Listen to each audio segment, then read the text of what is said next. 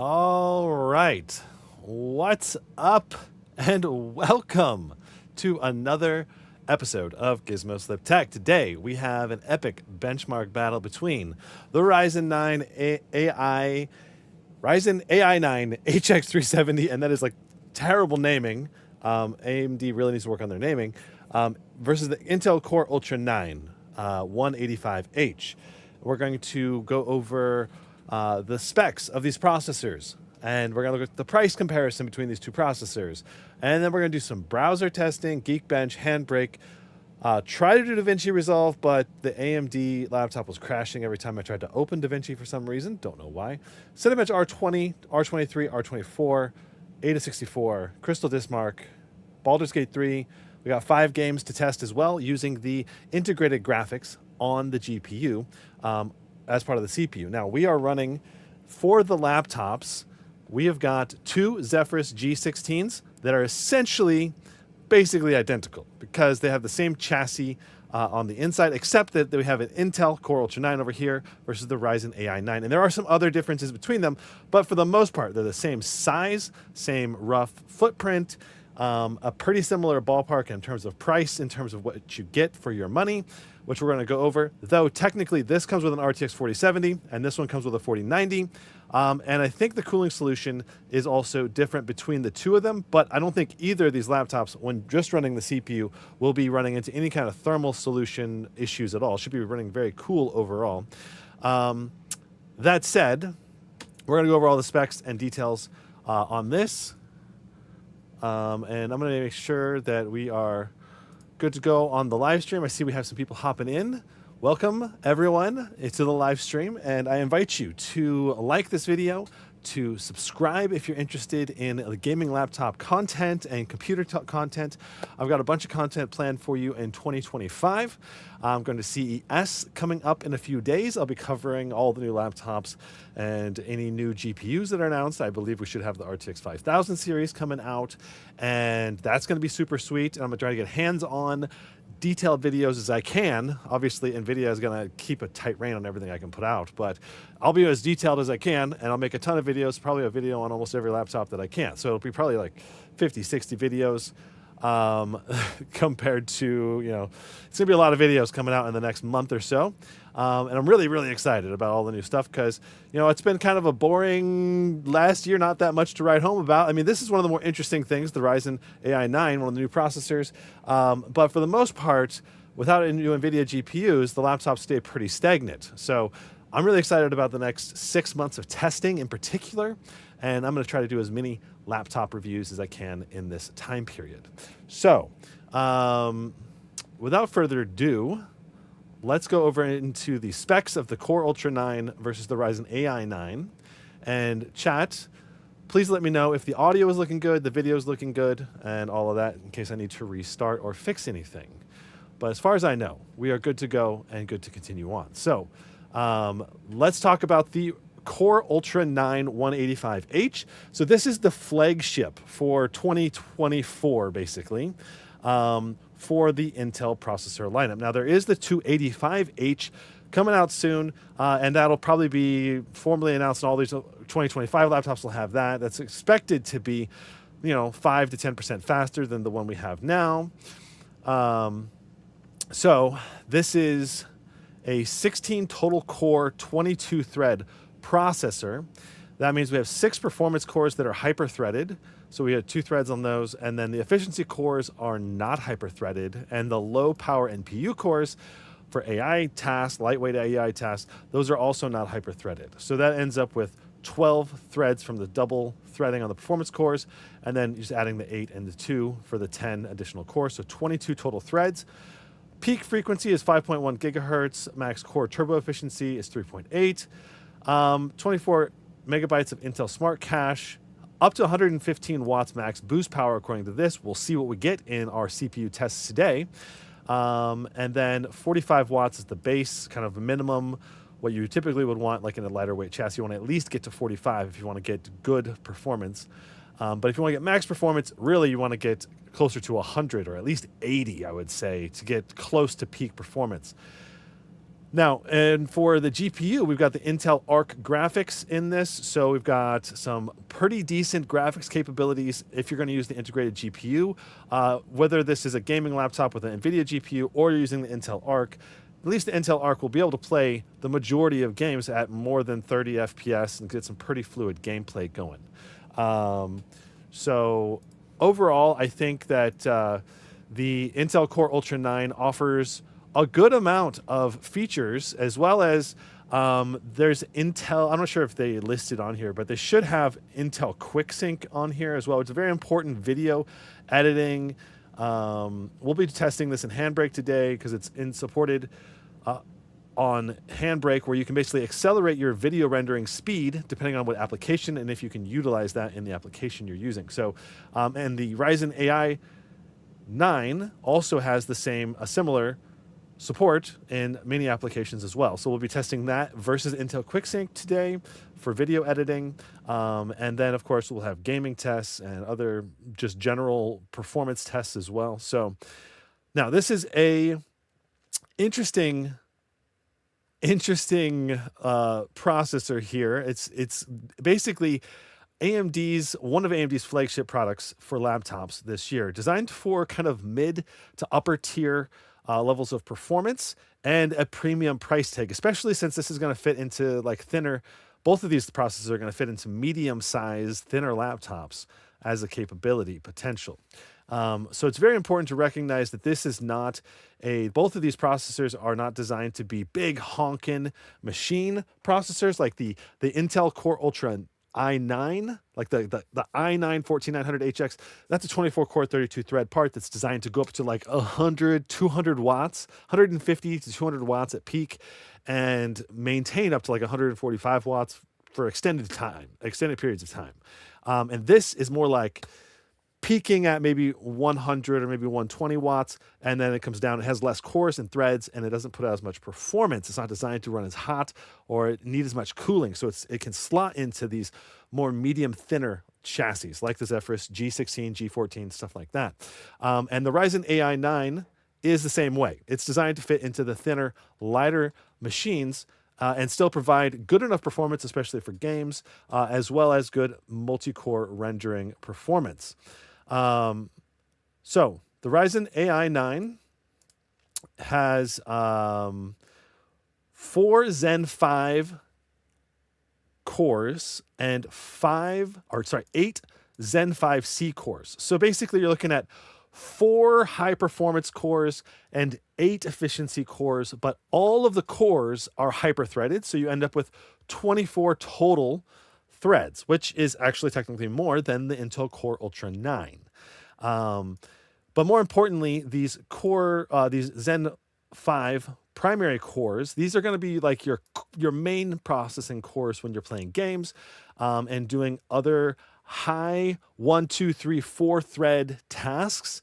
And then you're going to tap into these 8 more efficiency cores when you're doing multi-threaded rendering, such as Cinebench R24 or video rendering, depending on if you're using the native rendering engine with the CPU cores or the GPU with the, I can't remember the abbreviation for the AMD version. It's like VSR or something like that for their video enhanced video encoding speed up technology, basically. In which case, I believe you're using mainly the GPU to do that. It's like the media encoder. So this is a 4 nanometer processor, and for the GPU paired with the Ryzen AI 9, we have the AMD 8090M. So this is a 16 GPU core. This thing is definitely going to be capable of playing a lot of games really well. More importantly, you've got some, I think, better 1% lows across the board with the 8090M. So a bit smoother overall gameplay is what I think we'll see in all of our tests today. So this is a 2025 APU. This came out, both of these processors came out in 2024, but I've been planning to do this comparison for a while now. And both of these processors are still going to be very commonly sold throughout 2024, especially on the more discount and mid-range laptops as time goes on. You know, they'll keep selling the 2024 model units until they sell out. So I think this is still a very relevant test for us to do today. So let's talk about the different versions of the Zephyrus G16. The Zephyrus G16, of course, being the thinner, very portable laptop that is, I think, just really, really good to take on the road with you and still be able to play games when you're at home. It's got an OLED display, QHD resolution, 240 hertz refresh rate, and very colorful 100% DCI P3 color gamut. So basically, I think you're looking at one of the best all-arounder type laptops that money can buy, and potentially laptop of the year. Quite frankly, if I were to label one laptop that can do it all, is portable and all of that, this is one of the top ones, probably at least top 3, I would say, especially for the money, because it's not too grossly overpriced, but it's still pretty expensive. But I feel like all the premium features that it comes with is still really, really good because it's a CNC unibody chassis. You got lights on the back. It's super thin and very lightweight, and still has very good speakers. Some of the best speakers I've ever heard in a gaming laptop. So there's a lot of pro features here. Windows Hello, because I mentioned the OLED display. All of that just stacks it to be really, really good. And the Ryzen AI 9 version is very similar as well. The interesting part is the Ryzen AI 9 version actually costs more, though it has slightly different specs. So you can see 16 gigs of DDR5 X7467 memory in this G16 with a Core Ultra 9.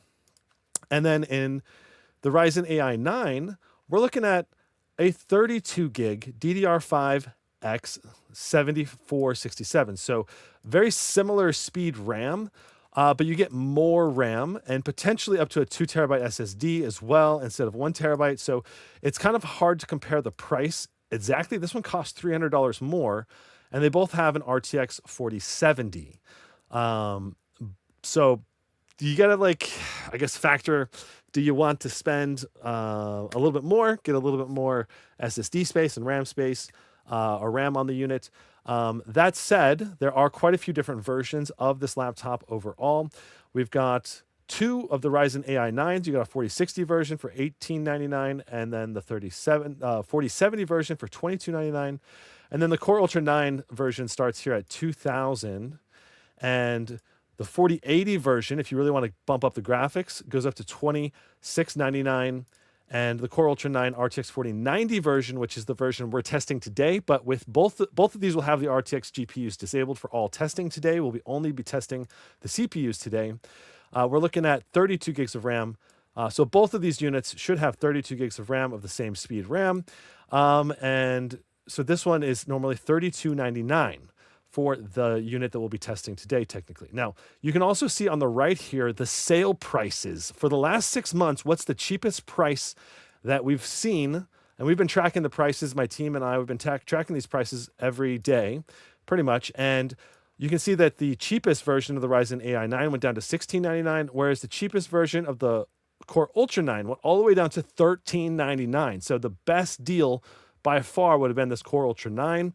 That said, the 4080 version also went on sale to $2299, and the 4090 version $2799. So very interesting how big of a sale we've had on these laptops, with the biggest sales being on the 2 higher end units, the 4080 and 4090.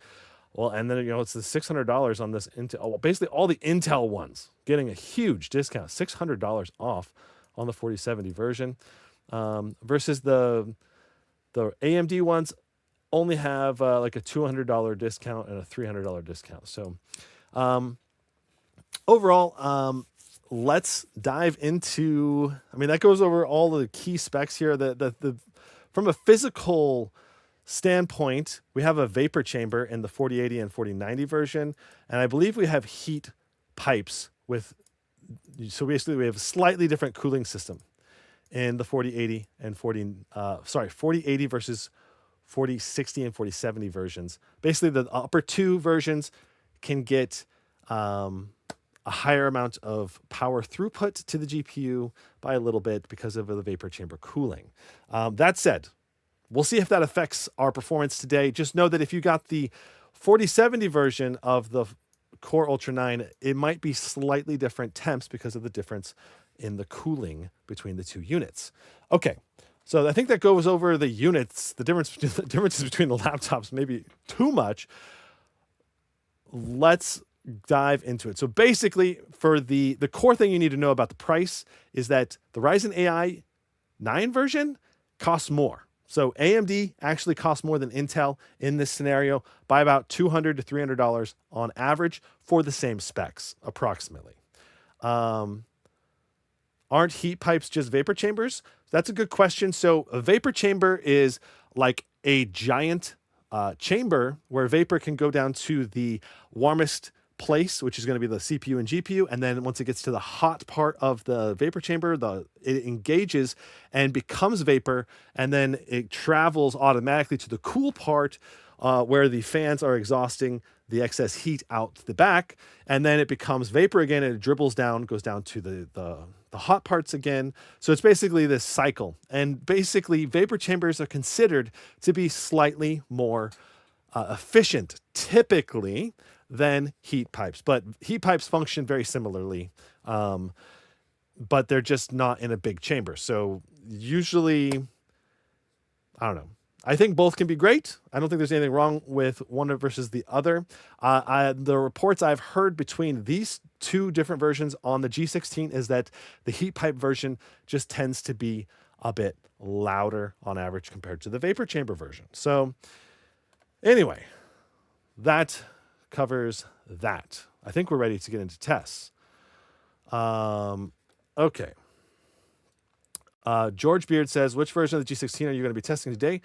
We've got the 4090 version with the Intel Core Ultra 9 and the 4070 version with the Ryzen 9 AI 9. The 890M, not 8090. That's correct. All right. Stefan says, I have the Yoga Pro 9 with the Core Ultra 9 185H. It's been very solid so far. That's good. Glad that it's been good for you. Okay. Let's go ahead and dive into the speedometer test. We got to get the camera set up here in the right split screen.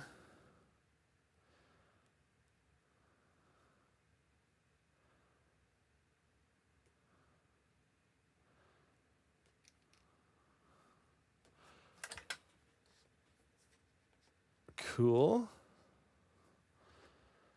There's a lot of little things to get just right so that the camera is situated in a way we can both see everything. All right.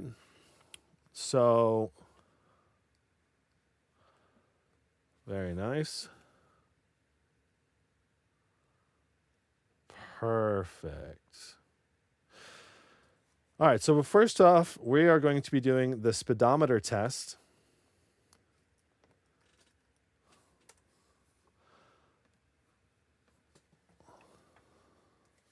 This is a browser speed test, and this simulates running a ton of different web pages on your system, all very quickly in rapid succession, and you can see how fast the processor can move through the different web pages. So we're going to start them at the same time in 3, 2, 1. And see, you can see on the bottom here the progress bar as it loads the pages. We got to load 580 web pages as fast as possible. And both of these laptops are set up in turbo mode. And we've also got them set up so that the NVIDIA GPU is completely turned off for this entire test. So the Ryzen came out ahead at 27.9, Intel Core Ultra 9, 25.6. Very similar results overall. Let's run it one more time. So basically, the Ryzen won by 2.4. We'll run it one more time to verify our results since it's such a fast test anyway.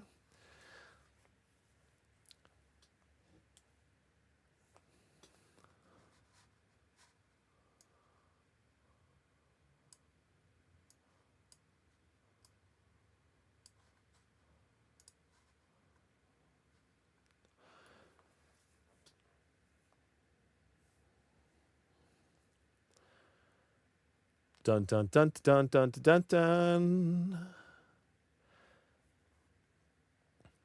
You know, we can pull up We'll pull up HW info in some future tests here, but I am actually curious to see. We can run it one more time, and the next one we'll just run it with HW info on top, so we can see how it engages the CPU. So this time the Ryzen didn't win by quite as large a margin, only 1.7, but the Ryzen still came out on top. So let's go ahead and open HW info so we can see how hot and heavy the CPU is being engaged with this browser test. I'm very curious to know. Actually, I haven't checked this before, so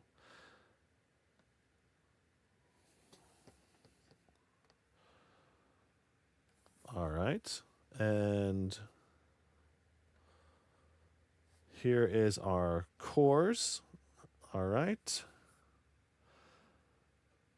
Effective clocks, core effective clocks.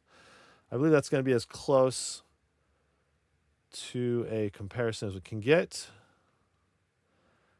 There we go. We can see our temperatures, our power load, and our clock speeds all together. Now let's go ahead and run it one more time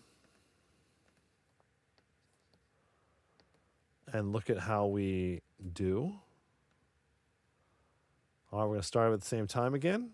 Here we go. HW info pulled up. So super interesting. The clock speeds on the Core Ultra is getting pretty high on, especially 1 or 2 cores. It's not go up to 5 gigahertz. But on the Ryzen, it's being barely engaged here. Package power only 15 watts on both. Very efficiently being utilized here. Super interesting that it's so minimal. Now, the temperatures on the Ryzen is 45 degrees. Temperatures on the Intel only 59 degrees. So excellent temps on both. Excellent power efficiency on both. Well in the middle of this web browsing stress test. Just barely sipping on the juice for both of them, quite frankly. Very interesting. It's interesting. Now that we've got HW info pulled up, the Ryzen, wow, it did not do very well when the browser was in the background. Interesting. That is. I was not expecting that. It got absolutely decimated there. Okay, so we're going to also raise the back of these laptops. So I got to find something that will work as a elevator to raise these laptops the same amount of height. This should be good. Just going to put this back here and put this back here. There we go. Good.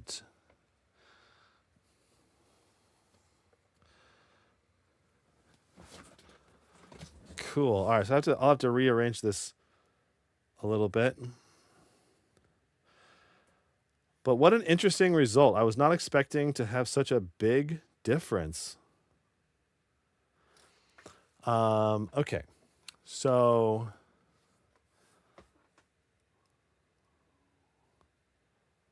I'm going to need to reposition this one a little bit.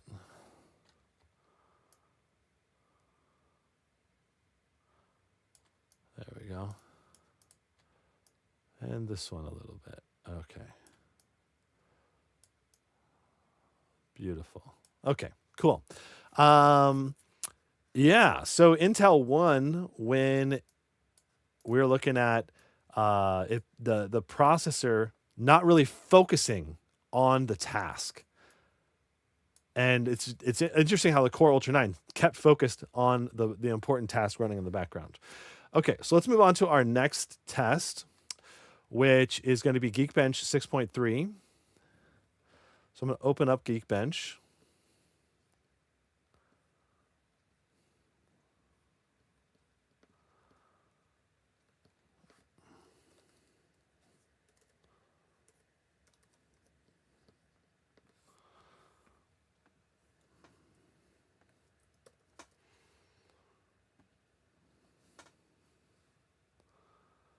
Windows thread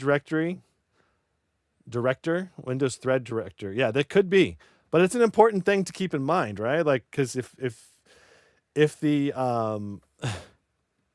if Windows is not optimized correctly, that does impact performance directly to your laptop's ability to actually perform. So I think it's a still relevant thing to demonstrate and to show. So trying to get this camera set up just right between these two, and then I'm going to bump it and have to readjust again, but it's okay.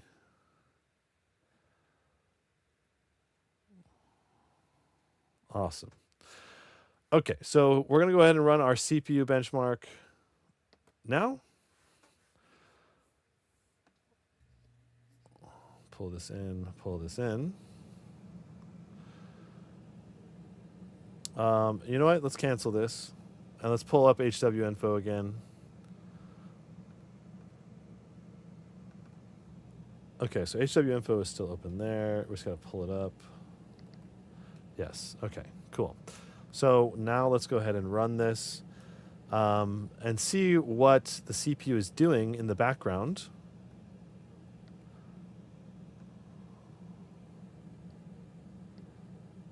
You know, with Geekbench going on, because I don't know how intensive Geekbench is actually going to be, right? So looks like right now we're looking at 16 watts, 20 watts of power going through the Ryzen, and 19 watts of power going through the Intel Core Ultra. So you can see one processing thread was being very engaged over here on the Ryzen, and one thread over here on the left for the Core Ultra.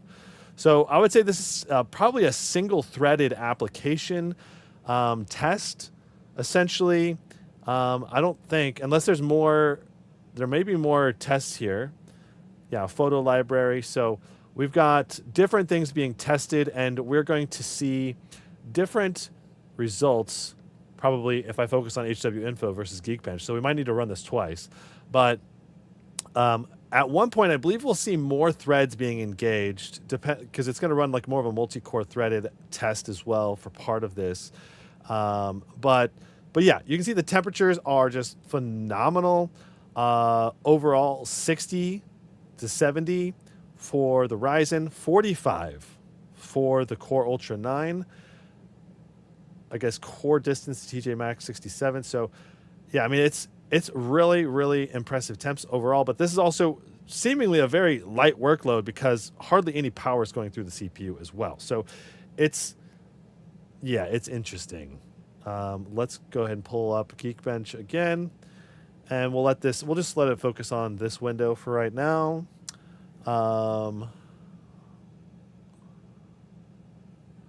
I should be able to move this over.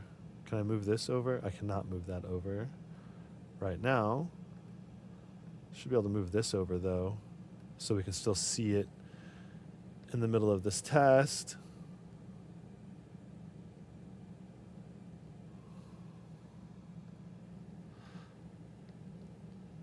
And if we need to, we can run this again, because I am moving things around a lot.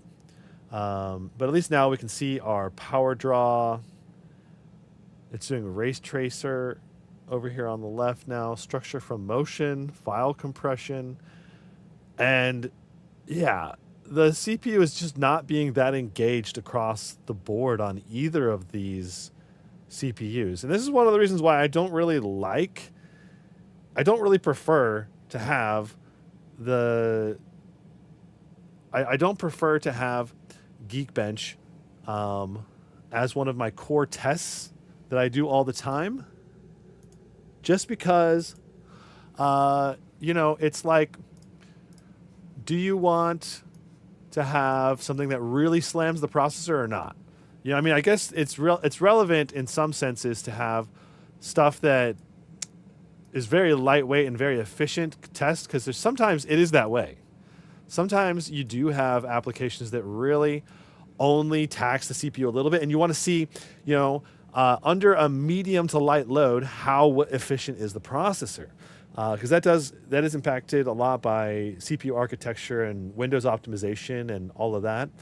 And it is still relevant, But like this isn't like Cinebench R23 or R24. We're just going to slam the processor coming up, and we'll see how much power throughput we get. Yeah, pretty interesting. George says it is a relatively new architecture after all. That is true. This is the latest one, and it's not commonly, not very many laptops use the Ryzen AI 9, and it's not been tested that much by users just simply because not that many people are buying gaming laptops until the new NVIDIA GPUs come out. So it's kind of like this slightly unused processor right now, but I'm sure AMD will probably come out with some kind of new processor.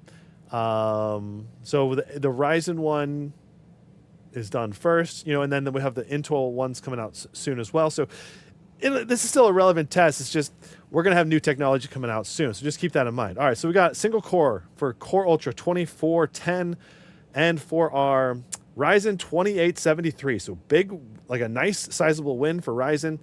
13,400 for Intel and 15,186 for Ryzen. So I think those are pretty relevant and fairly accurate to what a lot of other performance metrics that we'll see here, but a slight advantage going to the Ryzen here. I think it's a noticeable enough advantage to where it's definitely like, okay, we can say that the Ryzen definitely won this test. So if we're going to go ahead and mark it, we can say AMD win, and Geekbench we're going to say AMD win. All right. Let's go ahead and move on to the next test. Unless we want to redo it, we could also, yeah. Well, I don't think we need to redo it because those test results seem pretty accurate to what I was expecting. Let's go ahead and run the GPU benchmark, and this is going to be running on the integrated GPU, the Intel Arc GPU, and the the AMD Radeon 890. And we can go ahead and go down here. You can see we should be able to find so right now the GPU has got 27 watts going through it. And if we go down to the Intel Arc graphics, let's see here. Do we see it here already? I think we may need to go down. Looking for it. CPU package is still 25.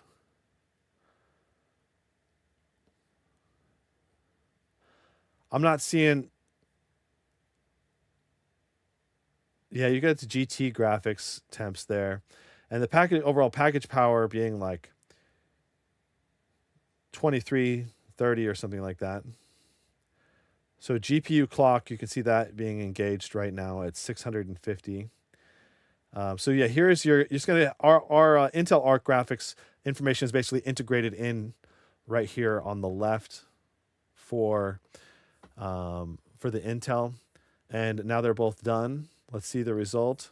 So wow, Intel Arc getting slammed here, 26,800 for Intel, 43,300 for the Ryzen 890M. So that shows you there's a pretty sizable difference. That's like about a 70% win for Ryzen. Let's see if that holds up in our gaming tests when we get to our 5 games that we'll be testing today.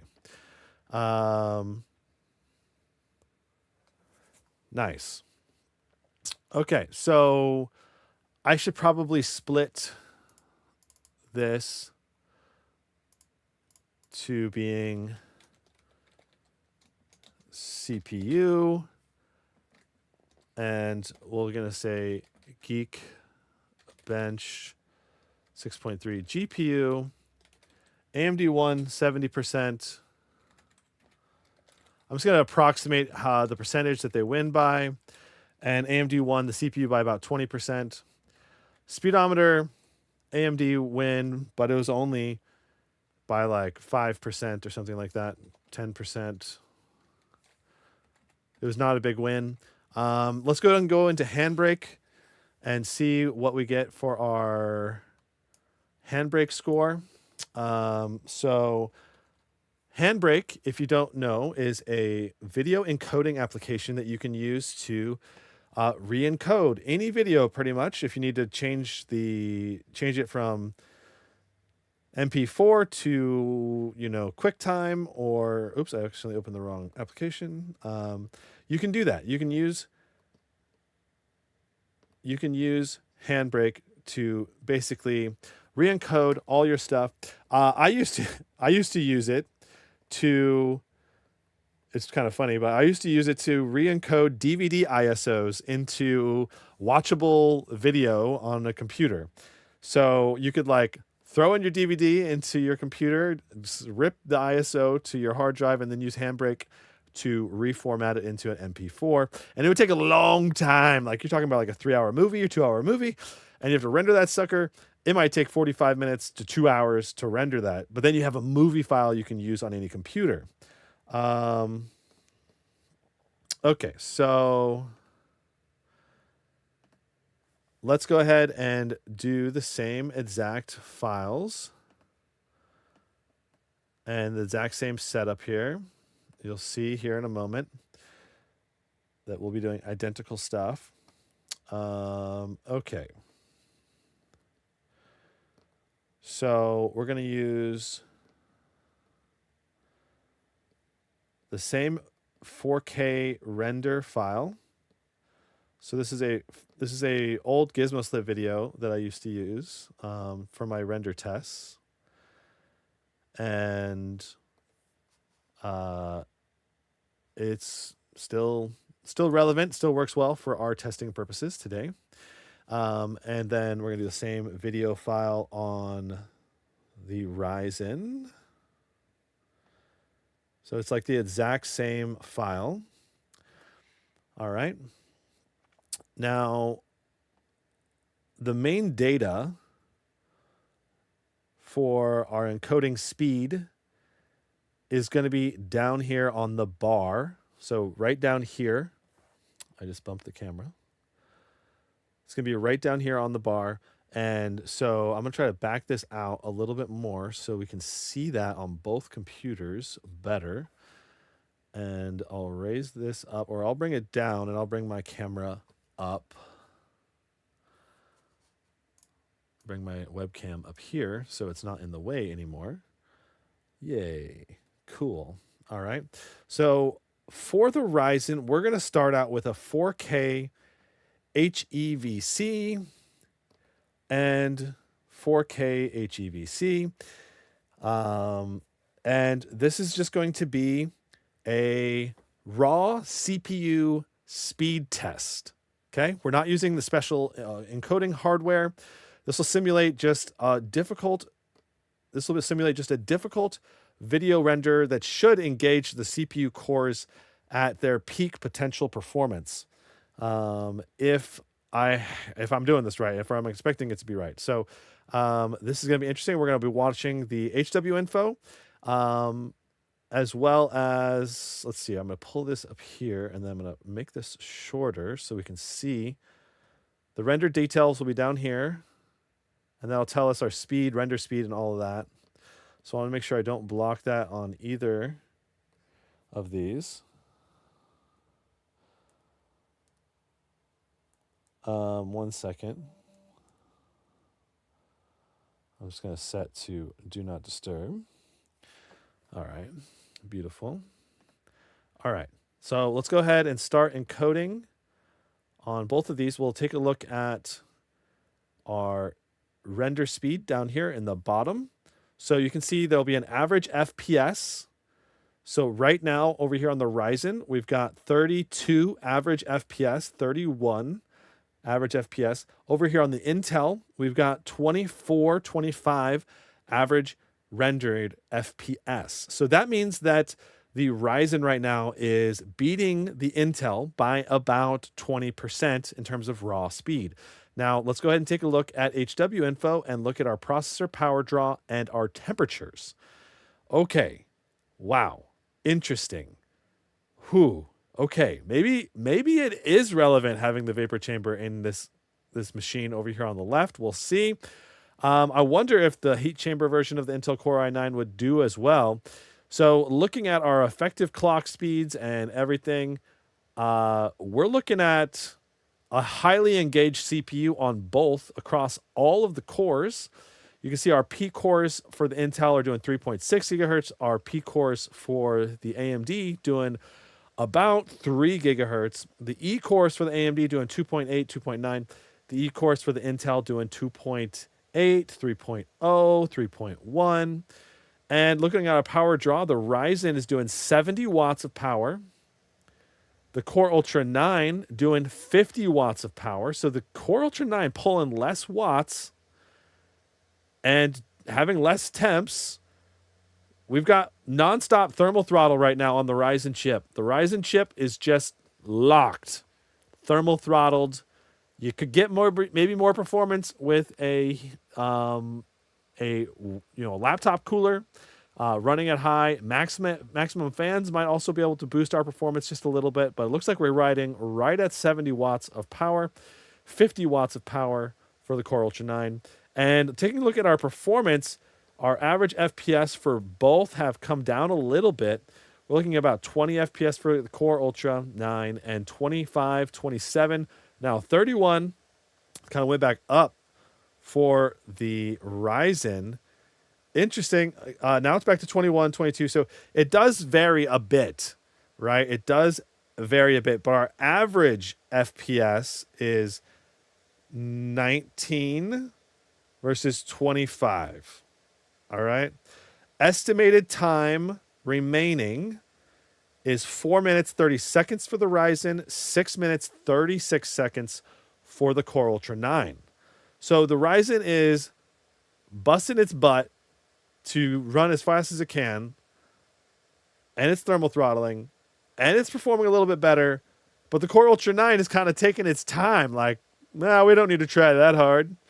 And I feel like if it was set to run harder and hotter, it might actually perform better in this scenario too, because I imagine these core speeds right here are not the highest that it could possibly get to, especially considering we're only doing 48 watts of power, 50 watts of power through the CPU. So very interesting differences here and results. And you'll see how much faster it is when we switch to the Intel QuickSync and the AMD.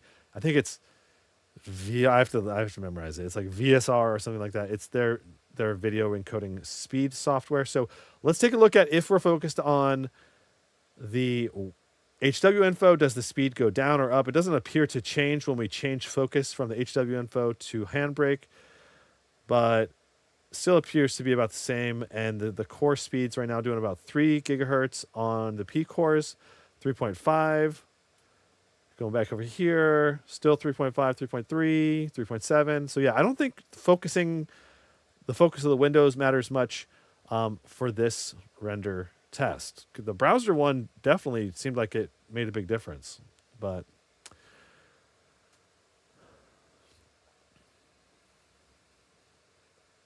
anyone have a good G helper settings for the G15 AI9? I do not. Sorry.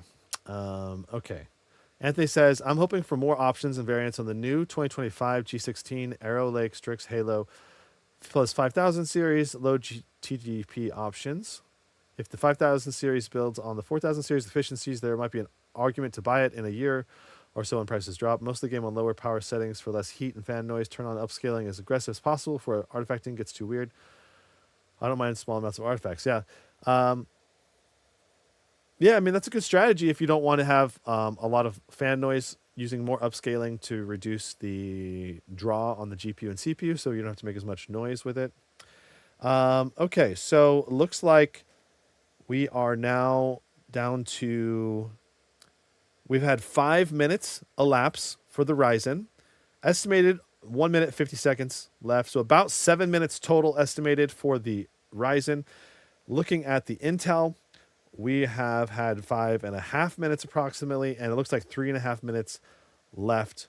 So we're looking at about 9 minutes total. So the Intel CPU appears to be about 2 minutes slower on the same render without factoring in Intel QuickSync or the AMD Quick Encoding Media Encoder. And Kush says, any idea what the 5000 series will bring compared to the 4000 series? Well, I would say most likely we're looking at, obviously, a power increase. Usually, NVIDIA goes anywhere from 30%, 25% power increase up to 50% power increase, depending on how big the generational leap is and how much they really want to crank the value, I guess, of their new GPUs. I feel like NVIDIA kind of has some control over this because they can basically make, especially the mid to low tier GPUs, really, really powerful or really not that much of an upgrade. Obviously, they'll make them at least 20% faster, I think, or they wouldn't bother releasing new ones. And then hopefully, I would love to see more power efficiency as well in the mix. So we're looking at 30 seconds left now for the Ryzen, 2 minutes and 15 seconds left for the Intel. Let's try to get a total time here on the bottom. There'll be a time elapsed right now. We're at 7 minutes left, 15 seconds left. So we're looking at about 7:15 for HandBrake time for the Ryzen. Yep, 7:12. 7:12 is what we got for our HandBrake result. All right, so we're looking at 7:12 AMD versus, right now we're looking at about 9 minutes. I'm just going to put 9 as a holder. All right, so faster is better, of course, in this scenario. So while we're waiting, I'm going to go ahead and switch this over to hardware encoding H.265 VCN. That is the technology for AMD to increase the render speed, VCN. And we're going to re-render this again. Same file. And we'll be able to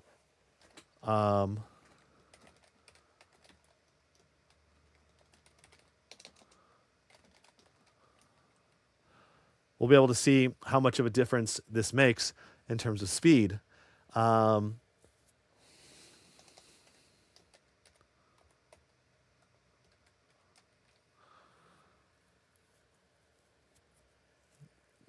going to say QSV versus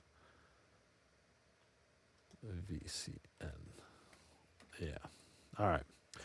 So 40 seconds left. Super interesting overall how the Ryzen chip took more power, it completed faster, and the Intel is just taking a lot longer and not running as powerful. So I would say in this scenario, the Ryzen's just optimized to use more juice in this video encoding scenario. That said, normally you wouldn't render video this way unless you're using an application that does not take advantage of Intel QuickSync or VCN. So there it was, 9 minutes, 11 seconds. So we're looking at, for our results so far, the AMD has won the speedometer test, the Geekbench, the HandBrake, and now we're going to test the QSV versus VCN media encoding speeds. So here we go. We're going to set same thing, but Intel QSV, so QuickSync. And we're going to start the video render now. And we'll also see what kind of power throughput both of these laptops have. So we're going to go ahead and start encoding. All right. So quick analysis of the render speed. This is going much faster, 160 FPS right now for Ryzen, 220 FPS for Intel. So Intel is crushing the Ryzen right now in this Intel QuickSync media encoding test. Looking at the power draw, we're looking at 23 watts of power overall for the Intel. Total system power is 52. CPU package power 55. So very similar. Well, no, like the Ryzen's taking more.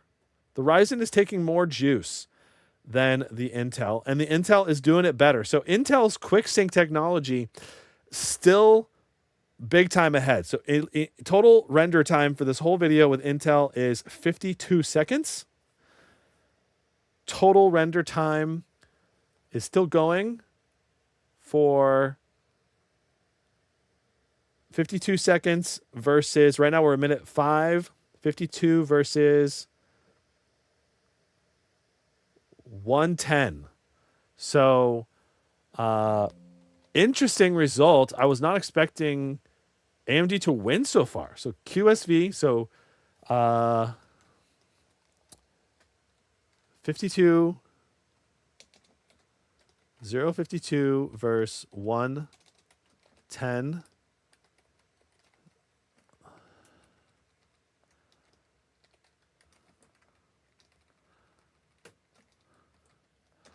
I'll put this Intel and AMD UCN. Okay, so AMD gets its first butt whooping.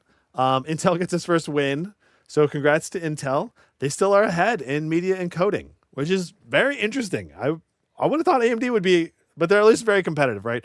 We're looking at the AMD being much faster than its standard CPU rendering, but Intel being massively faster with the Intel QuickSync. So in terms of comparing the media encoding technology, Intel appears to still be the preference, I would say. Now, let's go ahead and try to load Divinci Resolve, though I don't think Divinci Resolve will work. We'll try rendering the same file. Divinci Resolve keeps crashing for some reason on the Ryzen. As soon as I get loaded into the application, so here I am loaded into both. And let's see if I can pull this into the timeline. And it let me. Hey, this is good. Maybe I just needed a restart. Okay, I hope I can do this test. All right, so we're going to render the exact same file again. And we're going to put this into videos. Cool. All right, so we're going to use MP4 AV1, and we're going to use the AMD encoder again. All right. And we're going to use Intel QuickSync for the Intel encoding. So you can see, just real quick, if I can show you the render settings for both. The window keeps... There we go. I think I can show you that. There we go. All right, nice.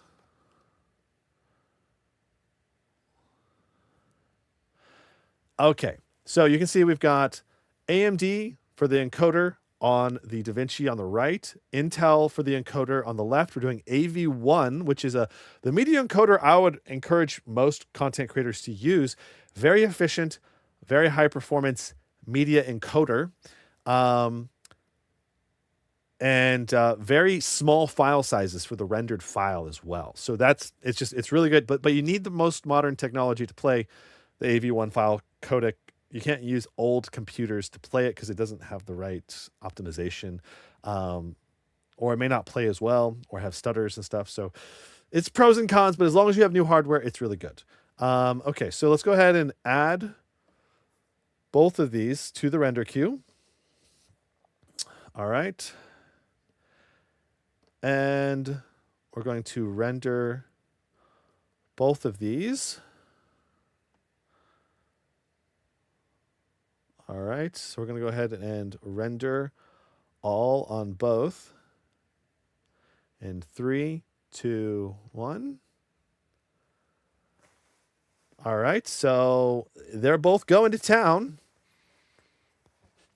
Whoa, looks like the AMD is big time in the lead. I should make sure that they're the same render resolution because it's going really fast. Much faster than I was expecting. Let me stop this and just double check that we're doing the right test here. Because time render resolution 4K, yes, that is correct. Okay, so I'm gonna re-add these to the render queue. All right, good. All right, so they're both 4K resolution, both AV1. As far as I can tell, this test is a fair, good test to do again. So let's go ahead and run it one more time. And it looked like the AMD was just absolutely killing it. So very interesting.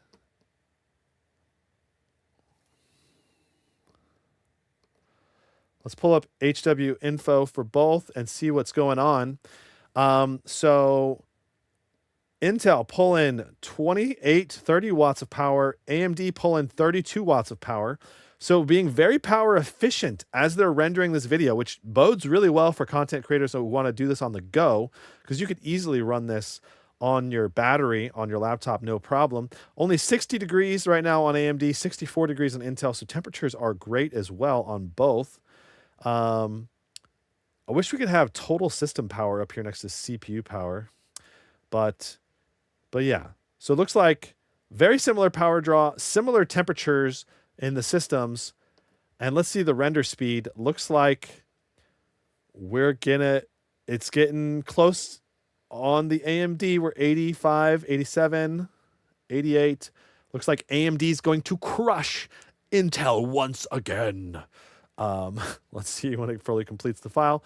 There you go. 1 minute and 12 seconds for AMD. And for the Intel, we're looking at dun dun dun. A few more seconds, 5 seconds remaining, 95%. Still very, very fast for the render time. 1 minute, 34 seconds. So very, very good render speed on both machines. Very power efficient for both, but AMD wins again in Divinci Resolve. And I'm so glad we got to do a Divinci Resolve test, because I was afraid that we weren't going to be able to, because it kept crashing during my initial testing. And then I restarted the machines right before I did this. So Divinci Resolve, Intel was... Oh, I didn't put the time in here. 0:52. Intel 1:34 versus AMD 1:12.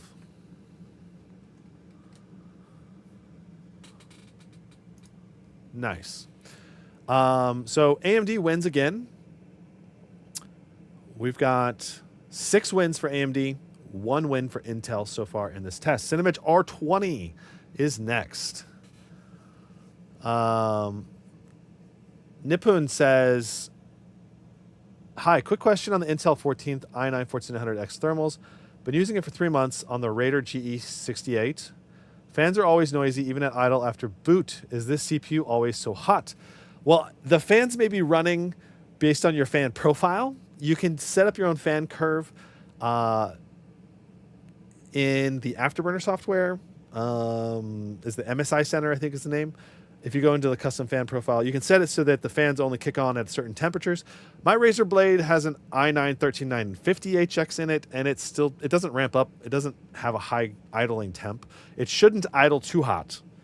Should have, 40, 50 degrees typically under extremely light workloads. So it should be fine as long as you have good thermal paste and everything going for your setup. So, okay. So we're looking at Cinebench R20 next. Here we go. Let's go ahead and close Divinci Resolve. Cinebench R20. Open that sucker up.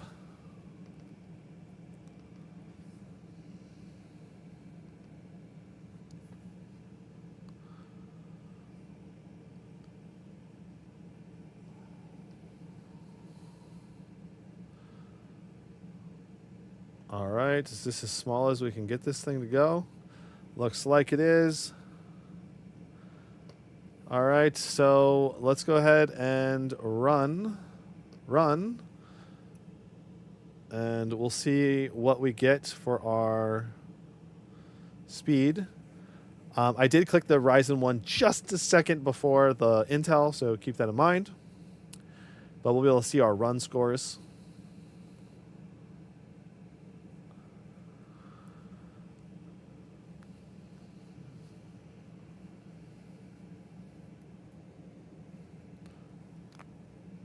Okay, almost done with our first run. All right, the Ryzen did 9,110.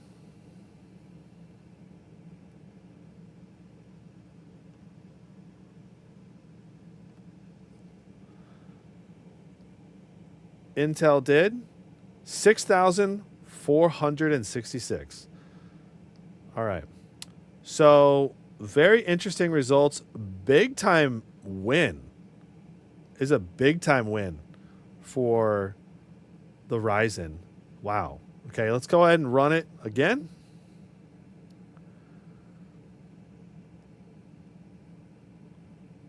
I mean, that's a huge gap for something like this.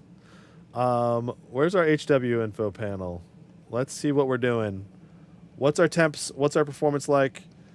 It is so interesting that we're hitting max thermal temps right now on the Ryzen pretty much nonstop. 95 degrees is not great.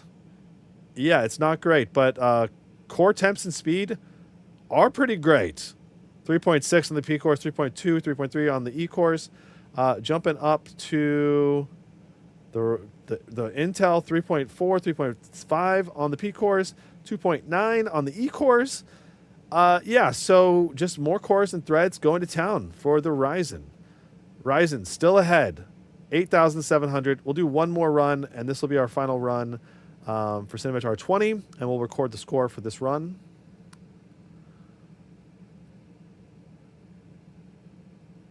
Arrow says, after the fail from the 285K, I doubt Intel CPU is going to do anything impressive. We'll see, right? We'll see if Intel can come back from the grave. I feel like people are hating on Intel so much nowadays, but I'm like, let's face it, the CPUs are still really good.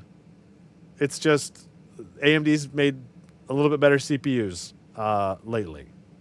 So very interesting. All right, so here's our result. Keeping it on Cinebench R20 the whole time. 8,987 for Cinebench. For the Ryzen, 8,987. Intel Core Ultra 9, 6,370. So, again, a big difference. Cinebench, 6,370 versus 8987.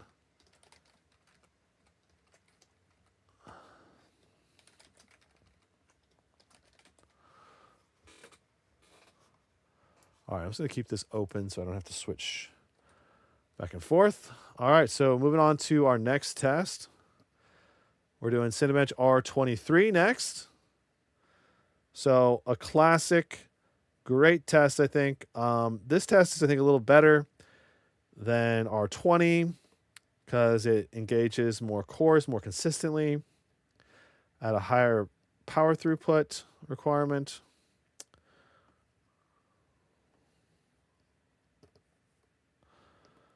All right, so here we are.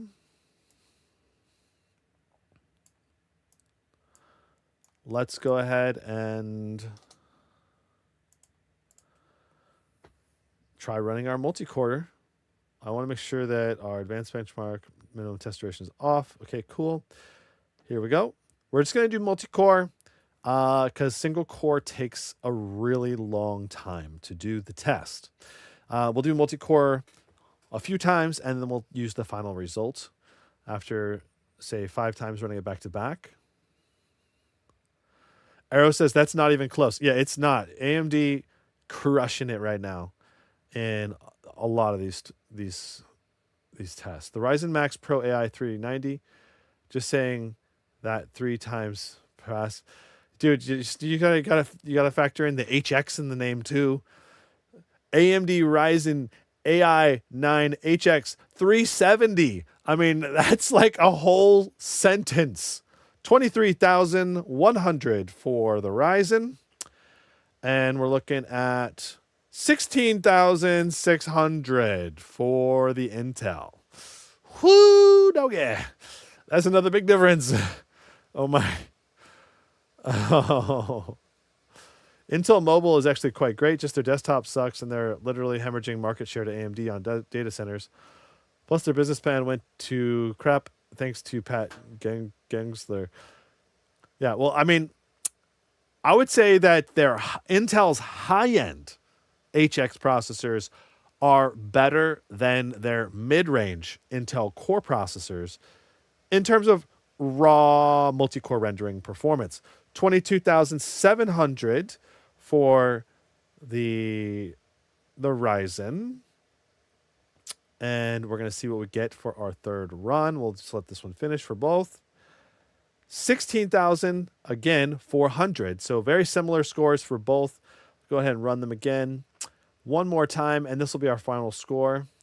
Why is the difference so vast? Great question, Arrow. The difference is so vast for a bunch of different reasons, but wow, why is our CPU core package running so low on the Intel right now? It should not be this low. We should be this is one where we should be pulling 50 plus watts. I'm going to go in here and I'm just going to set it to manual mode because we should be pulling more watts than this. It should not be this bad a performance for Intel right now. And I might need to redo some tests too because I want to make sure I do this right. That said, let's see if we pull more watts now for Intel.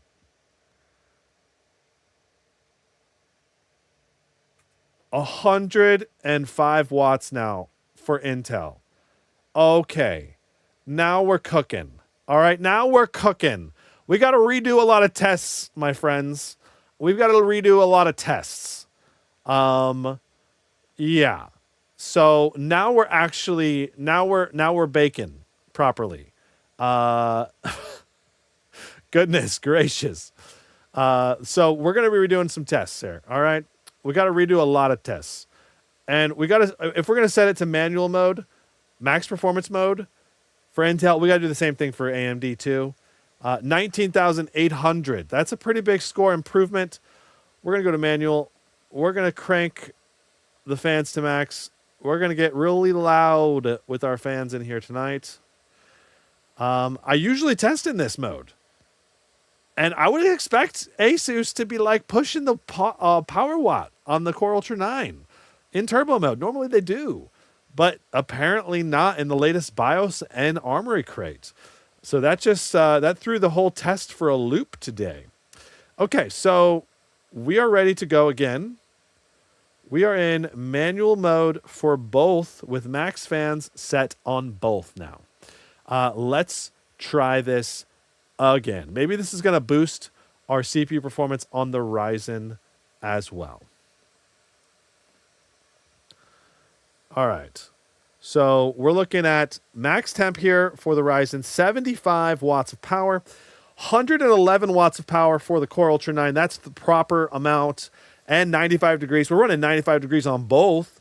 Look at our core speeds on the Core Ultra 9 now. So much faster. 4.4 gigahertz approximately. Yeah, that's a whole lot better than it was just a moment ago. So, yeah, I'm thinking we're going to have a lot fairer tests now.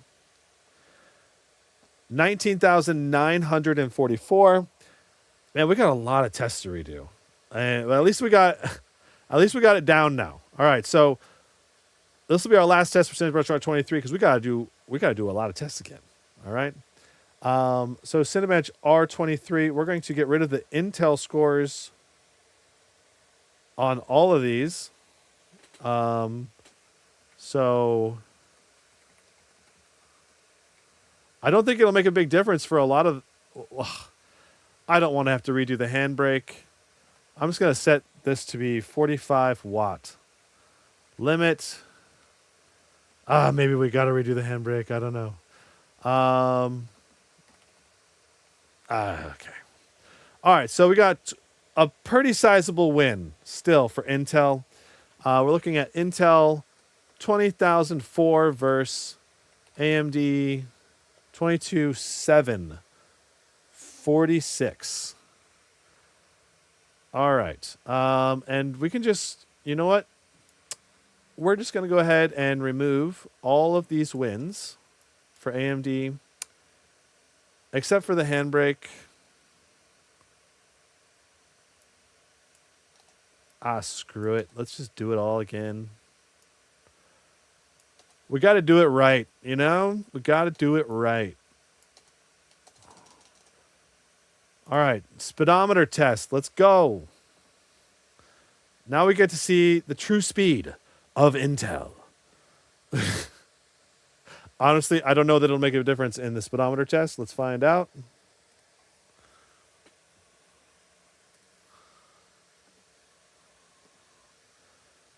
All right, here we go. How is the camera looking? Are we looking good on the camera side of things still?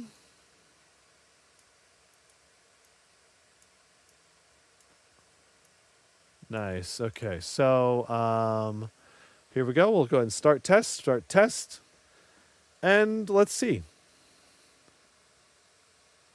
Stefan says that's more like it, a lot closer than before. Yeah. I mean, we both had the laptops in the same power mode, so in a sense, the tests before were fair. But for some reason, the Intel in turbo mode just not as fast. Okay, so this is like the same performance in speedometer. We already know now that we know now that speedometer AMD by about, this is 2.5, so about 10%. All right, Geekbench. Here we go. We're going to go through these quicker this time.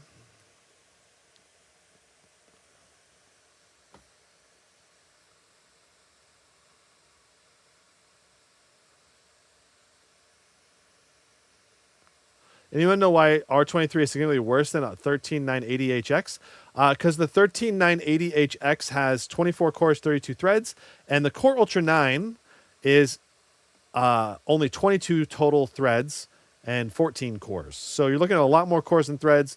You're looking at the i9 13980HX is a much more expensive, higher performance processor, but just from a previous generation. So that's the reason. Okay, so here we are. We're running the CPU benchmark. We can pull up HW info, and let's take a look at the cores and how things are running right now. All right. Package power, 15 watts. Package power, 20 watts. So I don't think that Geekbench is going to make any difference either, because both of these tasks were low demand performance tasks. You know, they were not high demand. The multi-core rendering stuff with HandBrake probably will make a difference. Cinebench R23, it'll make a difference. Divinci Resolve, probably not, because we're looking at Intel QuickSync, and I don't think Intel QuickSync was pulling more watts than what we were being limited to. So I think we're looking at probably a similar result with AMD coming out on top again. Anthony says, will you be buying and using it for heavy multi? You're expecting Arrow Lake to close the gap on Strix Point? Yeah, I think it probably will. Or at least it'll be close. Make it closer. The new Core Ultra 9 285H should be 5 to 10% faster. But what we're seeing here with Strix Point's like 20 to 30% faster so far, or 10% faster in Geekbench. So maybe it'll match it in Geekbench. I don't know. We'll have to see.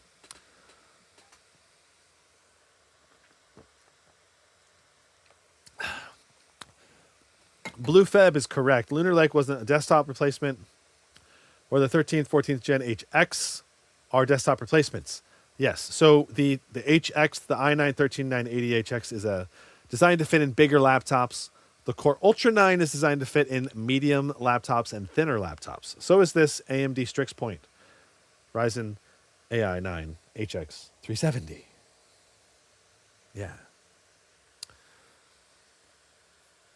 So Arrow, these are flagship CPUs, but these are the flagship CPUs for the thinner, medium-sized laptops, not the big, beefy ones. So you know what I mean? Like there's like two different classes of laptop, and this one is the best CPU you can get in a thinner chassis. And for the Ryzen AI 9, this is one of the best. I don't think maybe it's not quite the best. I think it's right up there. There's maybe one model above it or something. So yeah, this is the one that's designed to be more thermally efficient. And for high performance, more portable laptops for the Core Ultra 9 and the Ryzen AI 9. All right, 3 minutes have elapsed. We're getting close. They're both, the progress bars are very close right now.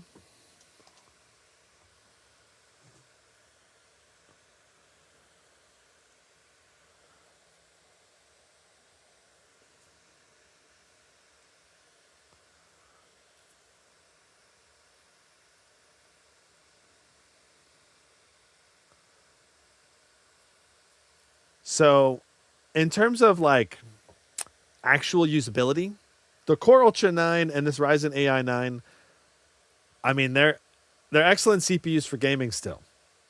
And so, I mean, if you're just after gaming, there's nothing wrong with getting Core Ultra 9 or Ryzen AI 9 and then getting it with a 4080 or 4090 laptop GPU instead of going for one of the HX CPUs. You know, especially if you want more battery life. The battery life will be a lot better on the Core Ultra 9. It's designed to not tax. It's designed to not tax and pull as much power draw and idle. Stefan says they're powerful enough for 99% of use cases. I mean, I think that's generally true. It just really, it depends on what you're doing. But yeah, they're powerful enough for day-to-day tasks and to where you won't really notice the difference with an HX processor. You really need more of a specialized application for it to make a big noticeable difference. So single core score, AMD wins by about 400. So that's about 20%. Multi-core score, though, is a lot closer this time around. We're looking at 14.4 versus 15.4, so only 1,000 difference. So for CPU, we won by AMD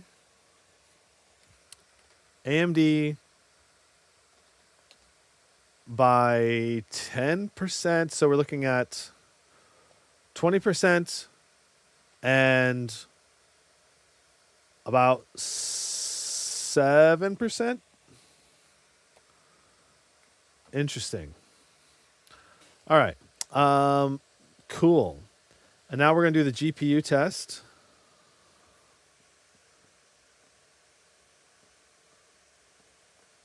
All right, so we're running the GPU test. Whoop, I bumped the cameras.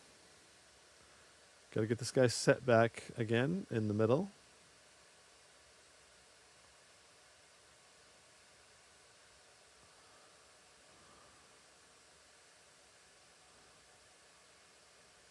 Sorry about that. Really got to be careful with this setup. Just throw the AI name into the AMD chip makes me want to avoid it. Stop slapping AI and everything. I know. I totally agree with you. 100% totally agree, man. That is absolutely right. It is exhausting hearing about the AI this, AI that. There's nothing special AI really about this chip other than the NPU cores. And those are really not that applicable yet for most applications. They basically do nothing. So unless you have a specific use case, it's nothing special. All right, so 42,000 again for the AMD render test. So we're going to just put the number in this time since it's only one number. 42,747 for AMD.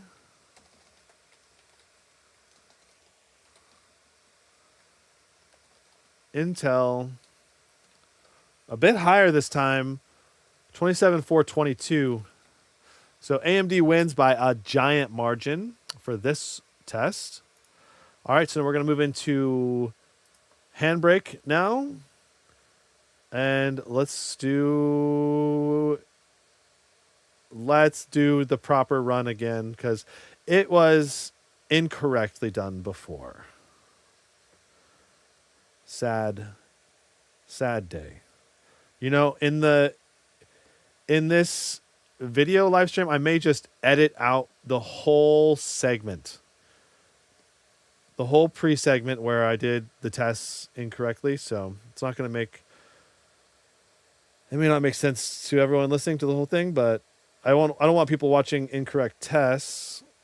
I mean, they are technically correct in that they're set to the same power profile, but the way the CPUs are performing, I feel like the test is not fair to Intel,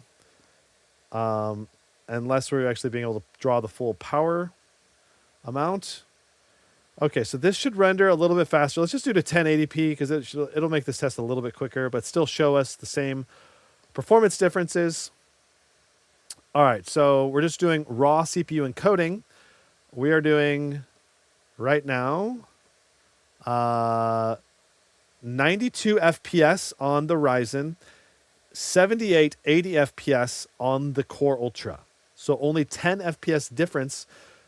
That's not too big of a difference. All right, that's a lot better than it was before. You know, in terms of raw throughput, we're only maybe 5-10% behind now. I don't know, we'll see. Stefan says, yeah, the Core Ultra 9 was gimped before. Yeah, I agree.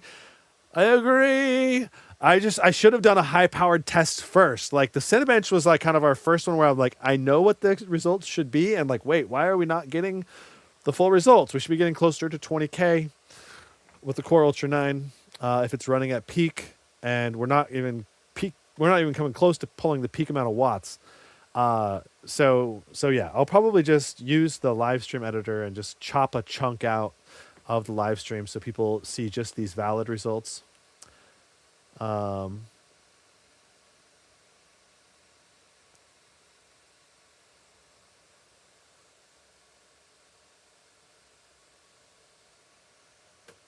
When Windows Assistant starts whispering sweet, sultry things into my ears, then I'll consider AI useful. Oh my. She's looking for a Microsoft girlfriend over here. George is living in 2050 and we're over here in 2025. All right, so taking a look at our performance real quick. We're almost done here. 95 watts, 70 watt power pull, 95 watt power pull in the Core Ultra. We're looking at 2 minutes right now for Ryzen. Approaching the 2 minute mark. Looks like we're going to be done at about the 206, 208 for AMD. And so 208 for the Ryzen. And right now we're going to finish about 220 for the Intel. 222. So very, very close test again. HandBrake, we're looking at 222 for Intel versus 208 for AMD. All right, now we're going to do QSV version of this same test. And we'll do it 4K. And it's amazing that we're rendering 4K and it's still faster. You know, that is just incredible in my opinion. Okay, so we're ready to start. So let's go ahead and start. All right, we're going on both. And the crazy part is that this is so much faster, and yet our power draw on both CPUs is going to be so much less. So total power draw is 53 right now for AMD. Power draw for Intel. Wow, see, power draw for Intel is even less at 25. Wow, 23, 24. Like, that is crazy good. And Intel's doing it faster, too. Intel QuickSync is the king. All right, so, sorry, I need to go to the right camera. There we go. So you can see the results here. 162 FPS for Ryzen.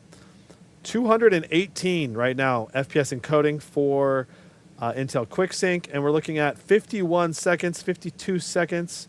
Yeah, 53 total seconds versus There we go. 50.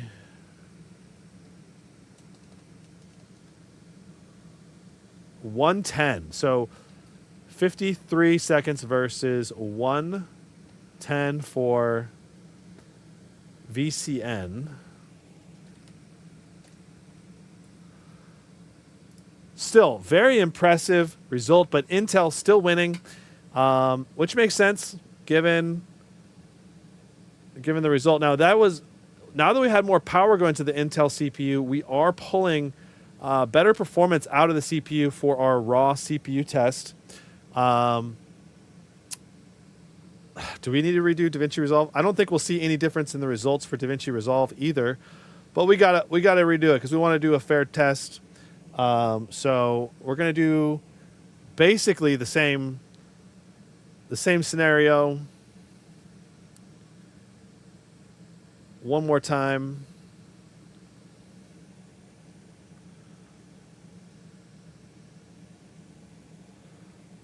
Go ahead and add this again. Okay, so same video encoding settings as before. We're looking at see if I can back this out and show you. Let's see, I gotta move this. I'll just move this over.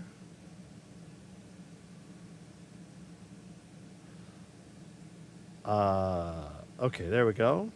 All right, so you can see that we're on MP4 AV1 on both. Intel has Intel QuickSync as our renderer, and AMD has AMD. Now, it's very important if you do use DaVinci Resolve to set this to be whatever your encoder actually is, or the NVIDIA graphics card, one of those two.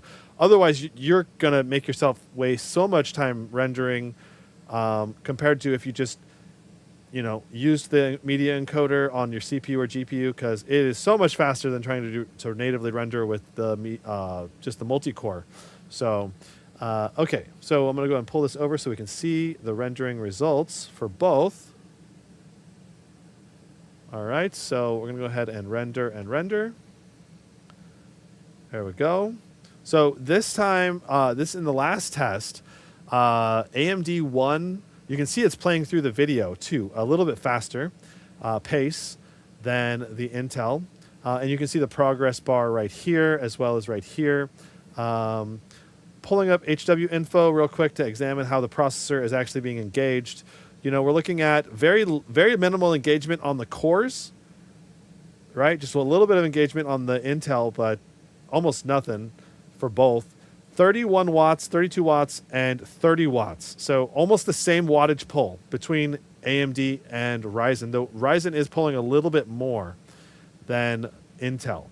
But it's still an incredibly efficient, quick rendering of this 4K video file. It's like a 6.5 minute 4K video file being rendered at 4x speed, basically, with AV1 video encoding, which is a very efficient, high quality encoding codec.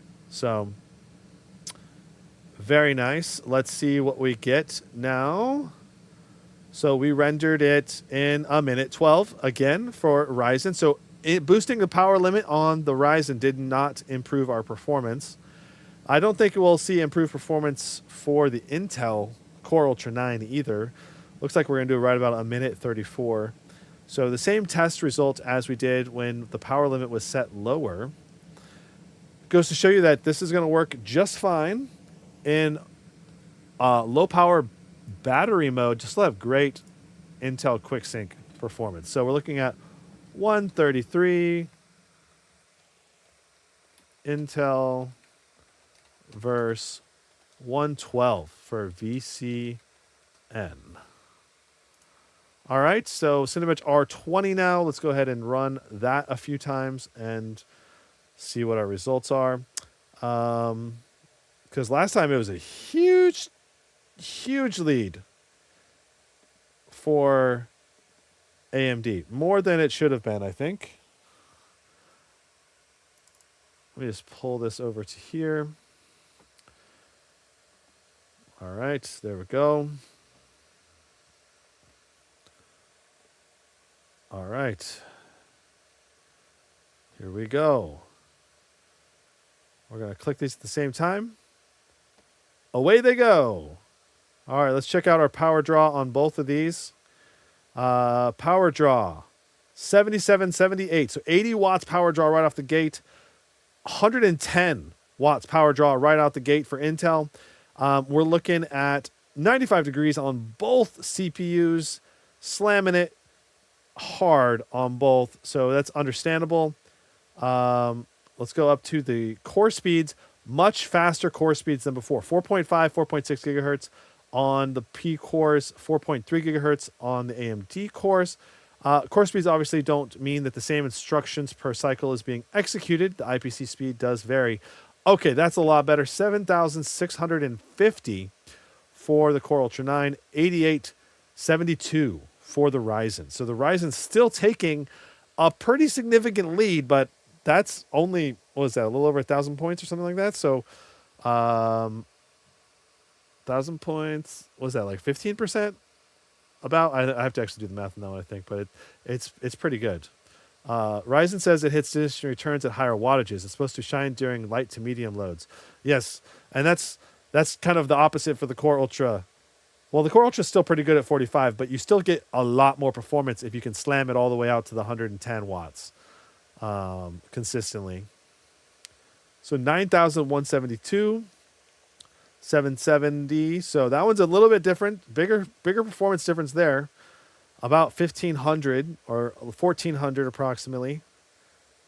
So about 20% difference in performance on that run. This will be our last run, and then we'll put it in to the scores. So Intel versus AMD. I'm just going to put this in front of all of these, so we can just go ahead and it'll be faster for me. Though I think I'm going to go ahead and add a dash between here. So it's also a little better formatting, a little prettier to look at.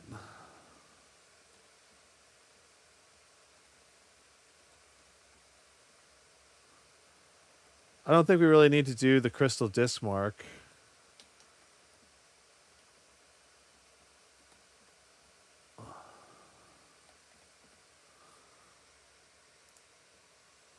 Okay. I am curious about the RAM speed test, though, because it's supposed to be the same. All right, so looking at our results, we're looking at Intel scoring 770.28 versus AMD scored 91.44. So definitely a nice win for AMD there. Oh, that's the wrong one. Cinebench R20. Okay. There we go. Bingo. All right. So we're ready to move on to Cinebench R24.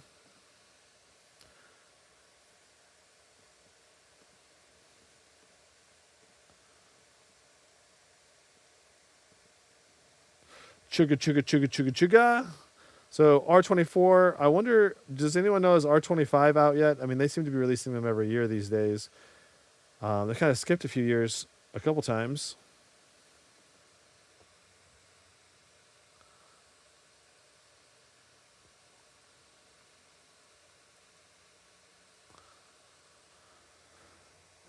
Okay, Cinebench R24. Let's go ahead and put this sucker over here.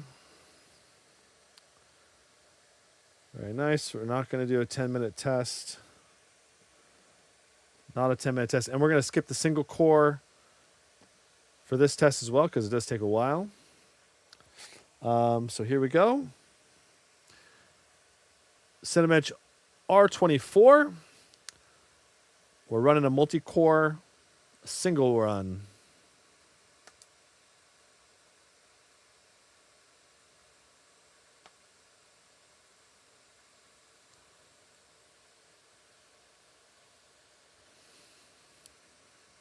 I love that you guys are talking about some CPU paste and all this other stuff.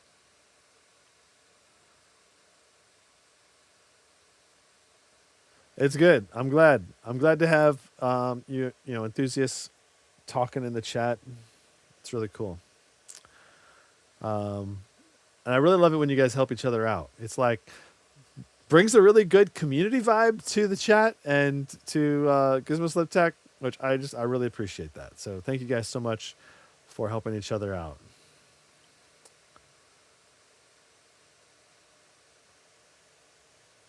Okay, so let's take a look at our performances so far. Looking at 93 watts of package power for the Core Ultra 9. Our temps are also spicy at 95 degrees, so we're maxed out on thermal throttle there. 95 degrees for the Ryzen, and 70 watts of power. So we're not quite hitting the 80 watts. It's like the Zephyrus G16 with the Ryzen is not quite capable of hitting the full 80 watts that we're trying. It's trying to target 80 watts, but it can't hit it because we're thermal throttling. The Core Ultra is probably throttling or targeting more like 100 watts, I think, long term, and we're still not quite hitting that either. So we're kind of thermal throttled on both of these systems a little bit. But we're still getting the majority of power out of both. So that's good. Our clock speeds, 4.3 gigahertz right now on the P cores, 4.4, 3.3 on the E cores. And for the Ryzen, we're looking at 4.3 on the P cores and 3.3 on the E cores. Overall, we're looking at great high utilization on both of these systems. So right now, I would say that the engineering that is going on behind the scenes for both of these laptops is good now that we're in manual mode. And the programming, the firmware, all that seems to be working right the way it's supposed to in manual mode. I'll probably send a note to Asus and be like, why are you gimping the Core Ultra 9 in turbo mode? Turbo mode should be turbo. Like, why is it only 50 watt max TDP in turbo mode? That does not make any sense. So I might actually send the note right now while we're waiting for this to complete, because it'll take another minute. It'll just take me a second to send this over to the rep. By the way, turbo mode for the Core Ultra 9 only lets the CPU go to 50 watts, not reaching peak performance. Boom. Discovered this in my live stream. Heart emoji. Okay. Anyway, the gimped turbo mode. Yeah, it's weird. Like, I don't know. Like, you would think they would specifically test to make sure that the laptop is reaching peak performance in each fan mode for the design's, purpose, right? And that normally does happen. Like, they're usually really good about that. Asus is usually really, really good about making sure all the fan modes work properly. But the turbo mode's not programmed correctly for the Core Ultra 9 right now. And it might be because we're in Intel only mode, and not that many people probably do a lot of testing in Intel only mode because we have the NVIDIA GPU completely turned off. And that might actually change how the fan modes work. So they probably need to program it twice, and maybe they forgot to reprogram that half of the equation. So 1242 for AMD. And we're almost done for Intel as well. Let's see what we get. Probably looking at like 1,000 or something like that. Maybe a little bit more. 1120. So AMD pulling ahead a little bit by, what was that, about 10% again? So congrats to AMD on their another win for them, which, I mean, makes sense. Like, we're getting consistent performance across the different categories here. So Ada 64 RAM speed test.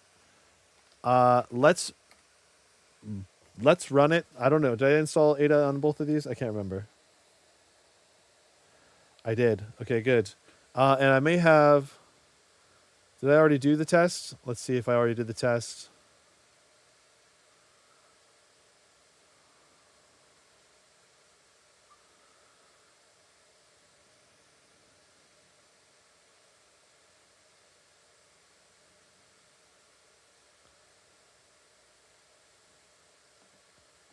Does not look like I did the test yet. So we'll just rerun it then for both of these. All right, and boop.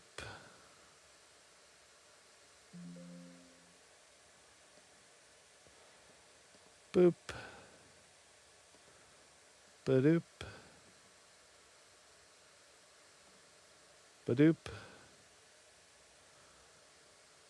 Okay. Here we go. So this is supposed to have like the exact same RAM speeds in it, but let's see how that actually affects real world performance. You know, like, cause because it's rated to the same speed does not mean necessarily that it's the same. Plus you do have some silicon lottery aspects, involved with this test. So let's go ahead and just see what happens. Maybe it's very similar. I hope that we are within 10% of each other. That would be my goal and hope, my dream. Let's see. Put my profile down here. I'll probably zoom in a little bit more and focus a little bit better.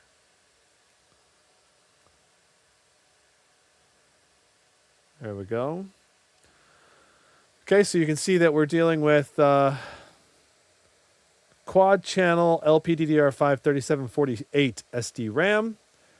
And here we're doing dual channel LPDDR5 4840. So we have very different RAM timings involved here. Interesting. Our multiplier and all of that is all different. I think this should all calculate out to the same speed if my web page is correct. But look at our differences in speed. The Ryzen is running things faster. We got 85,000 on the read versus 97,000. The write, 72,000 versus 88,000. The copy, 88,000 versus it's not done yet. Interesting results. 111 for our nanospeed latency. I'm curious what we're getting on the rest of this. The Intel is really taking its time to complete this, considering it's supposed to be the same memory speed. I'm curious. Is that actually correct? I need to do some quick investigation. Let's go to the tech specs page on both of these and see if our memory speed is supposed to be the same. Interesting. Well, the Core Ultra memory speed is listed at 7467. It's not listed on the official webpage. Okay, so our copy speed was actually faster on Intel, latency a little bit slower on Intel. Even though it's taking a whole lot longer to do the test on the Intel than it did for the Ryzen. I don't know why. That's just the results, how they are, but I'm not sure the reason why it took so much longer to do.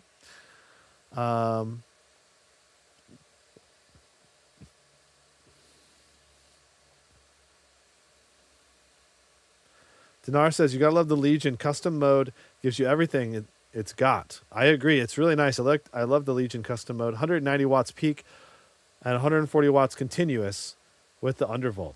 Yeah, that's really good.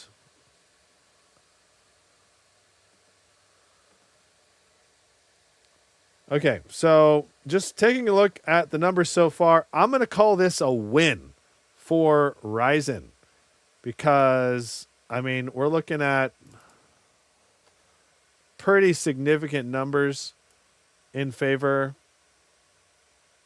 for AMD already, which goes to show you that just because 88K, 88, 72, 91 versus, actually, I'm just going to make it like that. There's a lot more numbers here than just these ones, so just keep that in mind. It was AMD did 97. Okay. I'm going to say the read is the most important one, but there's obviously all three, read, write, and copy, and latency all matter. But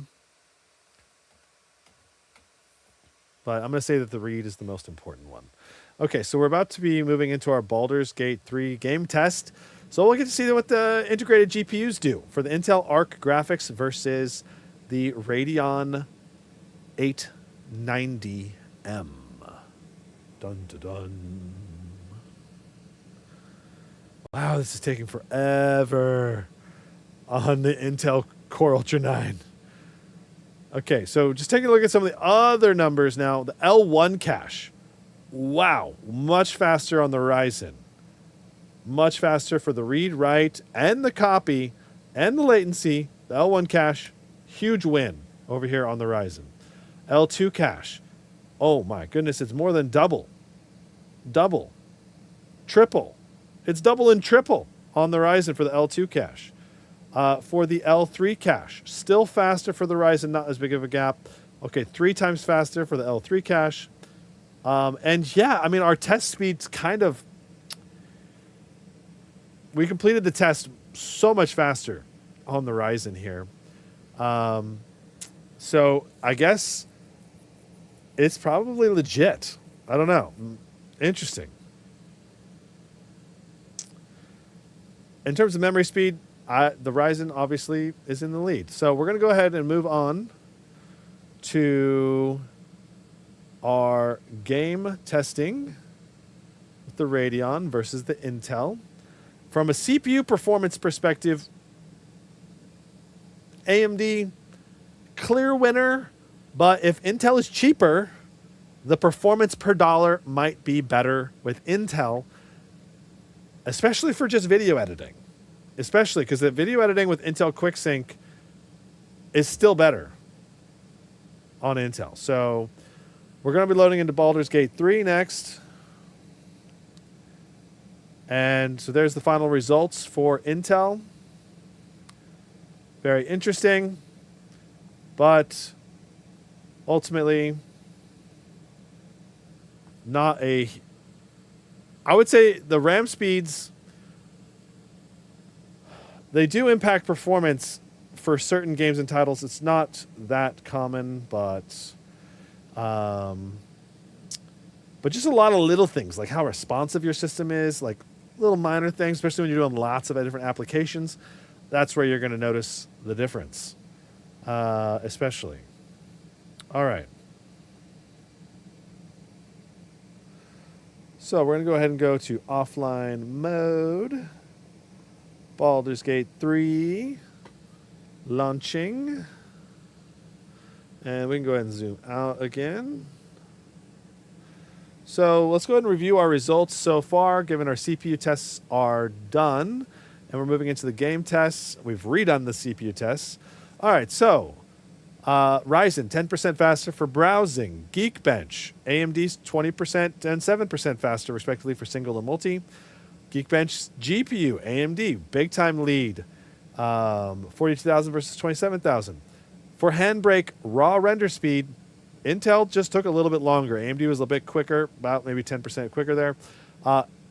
But when you use QuickSync versus VCN, QuickSync is still faster and was more power efficient. So rendering video on the go, and for video editing, not, if you're going to be just focused on video editing, an Intel Core Ultra is still going to be better. Okay. DaVinci Resolve, AMD did better that time. So it depends on the application too. But know that both for Intel and AMD, they both have great media encoders, and it really speeds up the video rendering process compared to raw native rendering. Cinebench R20, AMD won 9,100 versus 7,700.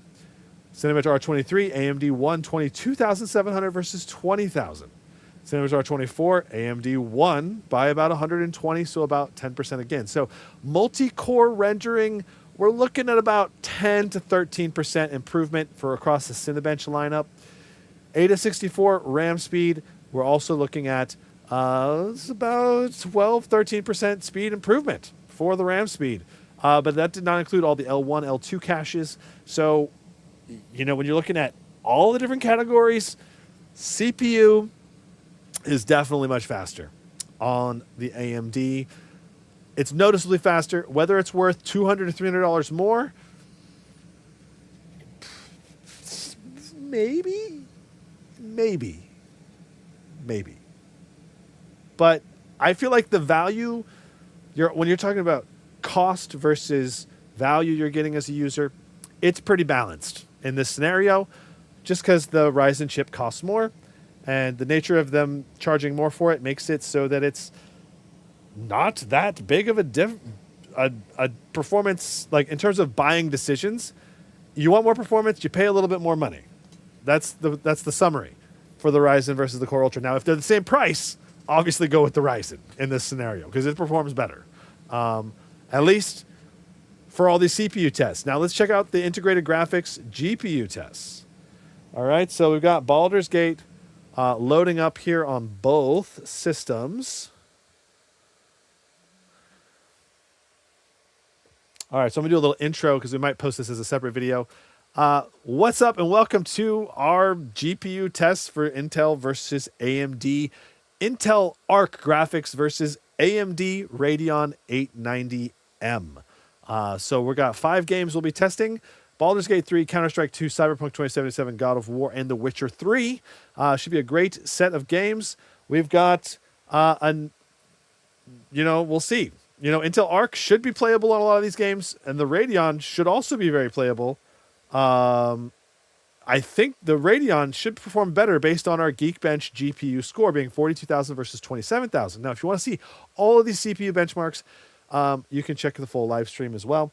Let's go ahead and jump into our first test. So I'm going to go ahead and switch this down into the view here. I'm going to make sure Afterburner is opened on both of these.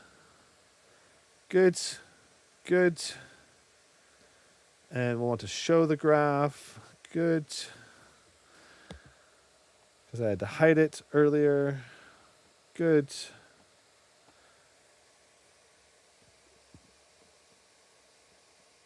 Load game. Shattered Sanctum. Load game. All right. Now, we got to make sure our video settings are identical on both of these systems. So we're looking at the same resolution. So QHD plus 1600p. We're going to do FSR on performance, though. We could go to quality. All right, let's do balanced. I think balanced is a good middle ground.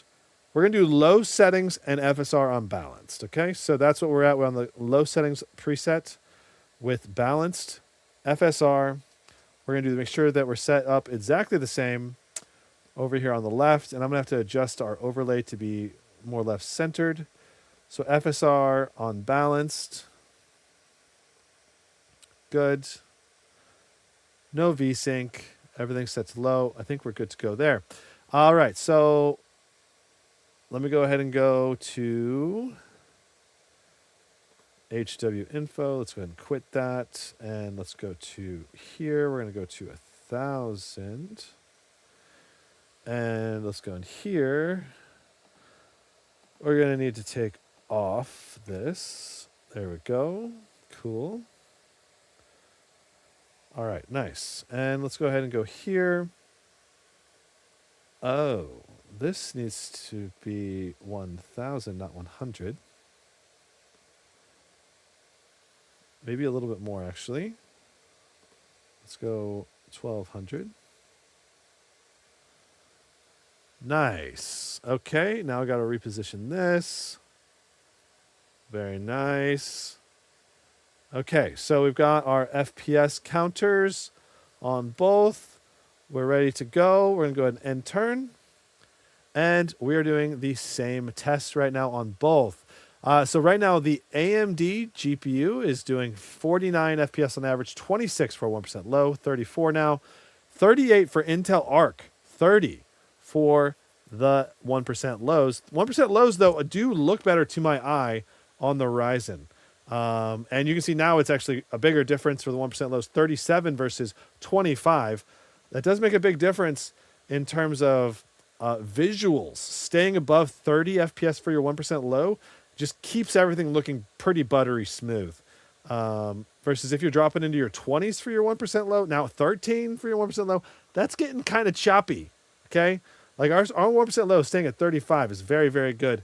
Our average FPS is still very good for Intel Arc. 37 is still very playable versus 49. But the 1% low makes it so much more of a pleasurable experience over here on the Ryzen. So 49 versus 30. I'm going to go ahead and stop our test. There we go. I'm going to go ahead and record our result. CPU benchmark. And now we can go back over here.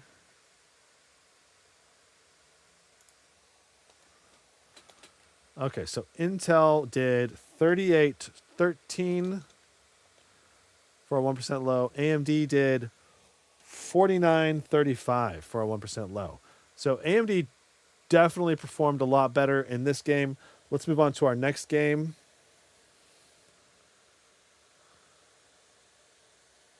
Which is going to be Counter-Strike 2.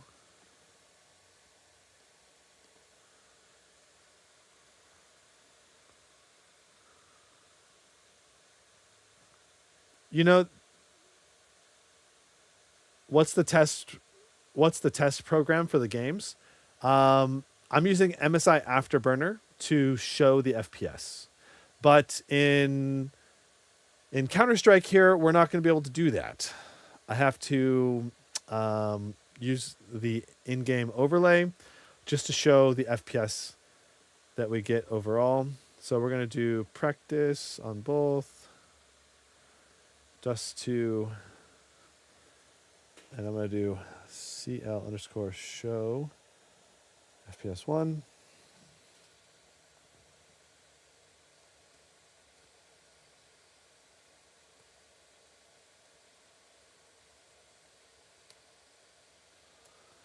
There we go. Cool. Okay, so we've got FPS being shown on both. I'm going to have to rotate this a little bit more so you can see the FPS on both. Apologies. Just for this game, we're going to have a little bit funky camera angle to be able to see the results because it's both on the left sides and I can't change the side that the interface shows us on. So right out the gate, we're doing 53 versus 44 FPS. Let's see. Can we do spectate? We can. Can we do spectate? We can. Okay, so these are going to go around now the map. This is the AI playing AI. We're doing 28 FPS over here versus 40 FPS, 45, 30 FPS versus 45. I would say right now we're averaging about 30 FPS, which I mean, it's going to be playable at 30, but this is a shooter and you really want more FPS than that ideally. 45 FPS or more makes a shooter pretty playable. Obviously, more FPS is still even better. But right here, I mean, right now, if I were to try to play on one versus the other, the Ryzen looks smooth and the Intel Arc does not. That's probably the biggest thing. Now, this is currently on default settings, so let's just see what that is and make sure that our game are set to the exact same. Let's make sure our video settings are set to the exact same settings. Advanced video. Let's see. Okay, looks like they're set to the same. Let's just go ahead and go to low preset on both.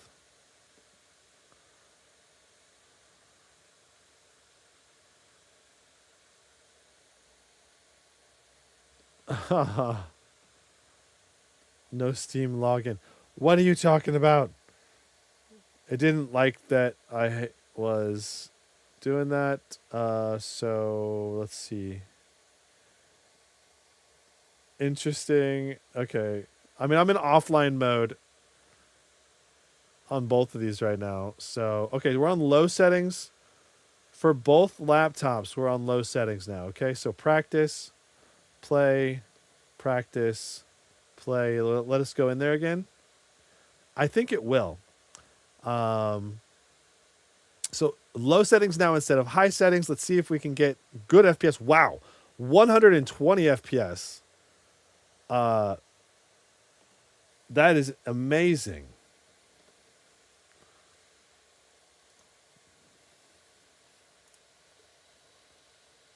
How do I change camera angle?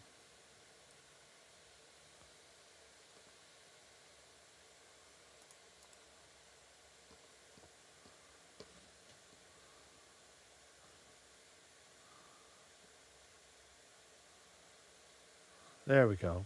Okay, so we're doing 90 FPS on Intel Arc. 90 FPS on Intel Arc, 110 versus 100 on low settings. Now we're doing 80. I wonder if we can get it to be the same person. Or the same area, at least. Okay, this is a pretty similar area. Yeah, so this is same area. About 100 versus 80. 100 versus 70. We don't really have a good benchmarking tool right here for Counter-Strike 2 that I know of yet. There might be a benchmarking map that we can do in the future. That'll give us better results. But overall, this is pretty close on low settings. The Ryzen clearly is averaging a little bit higher, though. I would say about 100 on average for the Ryzen, about 80 for the Intel Arc. So still very, very good overall for Counter-Strike 2 on both platforms. Time to go to Cyberpunk 2077.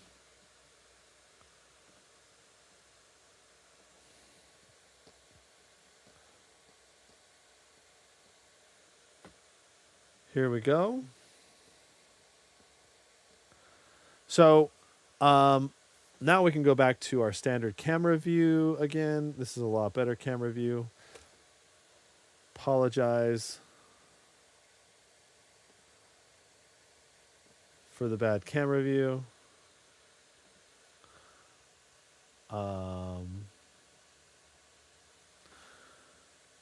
Cool.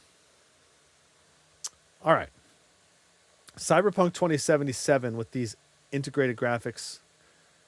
It's going to be quite interesting. Obviously, it's more of a AAA title. We'll run everything on low settings. See how things run. And we'll upscale with... I guess we should upscale with the native upscaler for both if we can.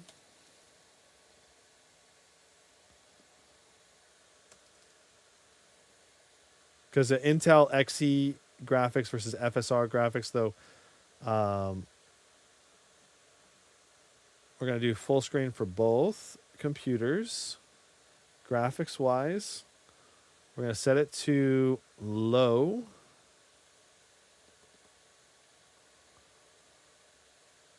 Uh-oh. Looks like the Core Ultra 9 may have crashed. Let's see.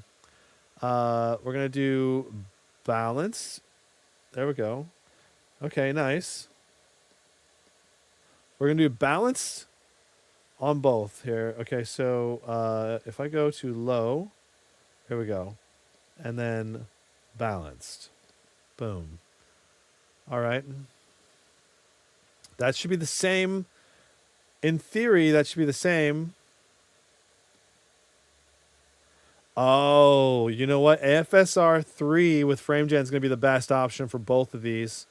We definitely want to have that enabled on both because that's going to be that's going to make it fair too. We'll do balanced upscaling FSR 3. All right. Low settings though. Okay, so it says we need to restart the game. So let's go ahead and reset the game now. Because I definitely want this to be a good test for both. And I think you actually need to do that with Cyberpunk now with the new settings they have for this patch.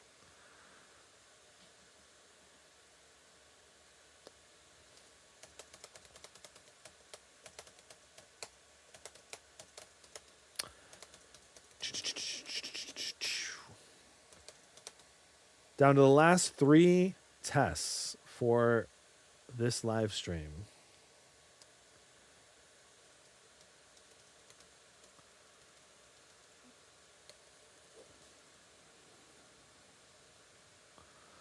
Video. Okay. All right. All of that looks correct.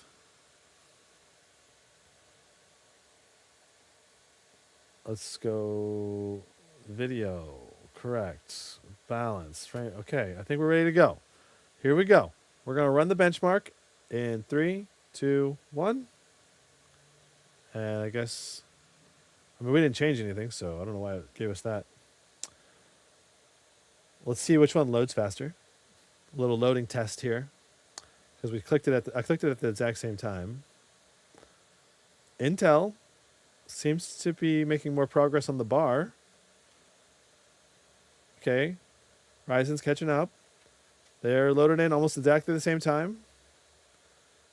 And let's see the performance. Okay, so 36 FPS for the Intel Arc. 60 FPS for the Ryzen. 60 FPS, this looks smooth. This still looks pretty choppy, okay? Looking at our temperatures. Wow, our GPU temp is much hotter over here. 82 degrees versus 63 degrees. Power wattage pulse, 76 watts. Wow. This Radeon plus Strix point CPU really slamming really slamming this power throughput much higher than I would have thought for an integrated GPU. Intel Arc only doing 40 watts at our peak so far. But 37 FPS is going to be playable. 64 FPS is going to be playable. Keep in mind, this is with FSR3 frame gen in the mix. So, yeah, I think for Intel Arc, you would need to turn it down even more. And probably you'd want to turn it down some more. Maybe do more upscaling on both systems. So we're looking at 37 versus 64 for our test. 37 versus AMD 64. Huge win. Huge win because it looked super playable on the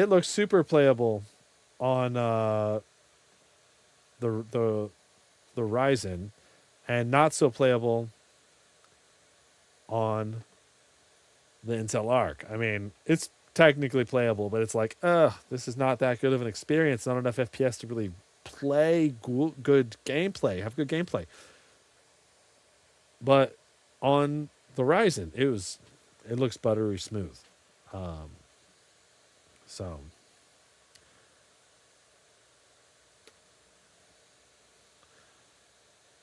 interesting that it took so much longer to load for the Ryzen, but yeah, performance did not seem to go up. And honestly, the 1% low here does not, I mean, it's smooth, but it doesn't seem like 35 versus this is a 1% low of 58. I mean, we are crushing it over here.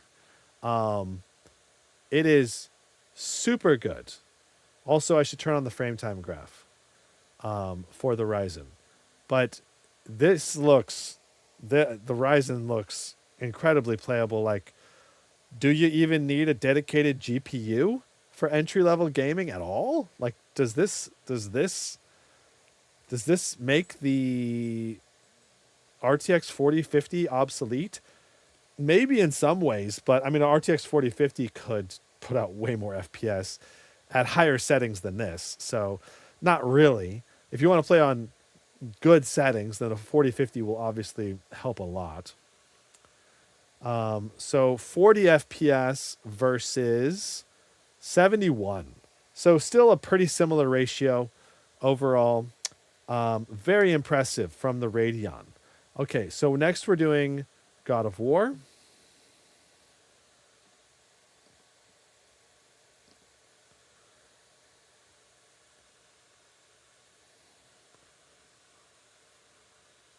Dun dun dun dun dun dun dun. Do. So, if you're just joining the live stream, we have already done a bunch of CPU benchmark tests. If you want to go back in the live stream, there's a full VOD of all of the tests. I had to do 2 rounds of it, fair warning. You'll probably want to skip to the second half of the test version because basically the power limit on the Core Ultra 9 was not set to peak max power, which kind of gimped the performance, so not great is what I'll say on that front. So that's why I redid a bunch of tests. I always want to try to make the test be awesome as possible and accurate and fair. Okay, so these settings are not enough. Definitely not enough. God of War Ragnarok, I think, would perform a whole lot better. All right, we're going to go to performance.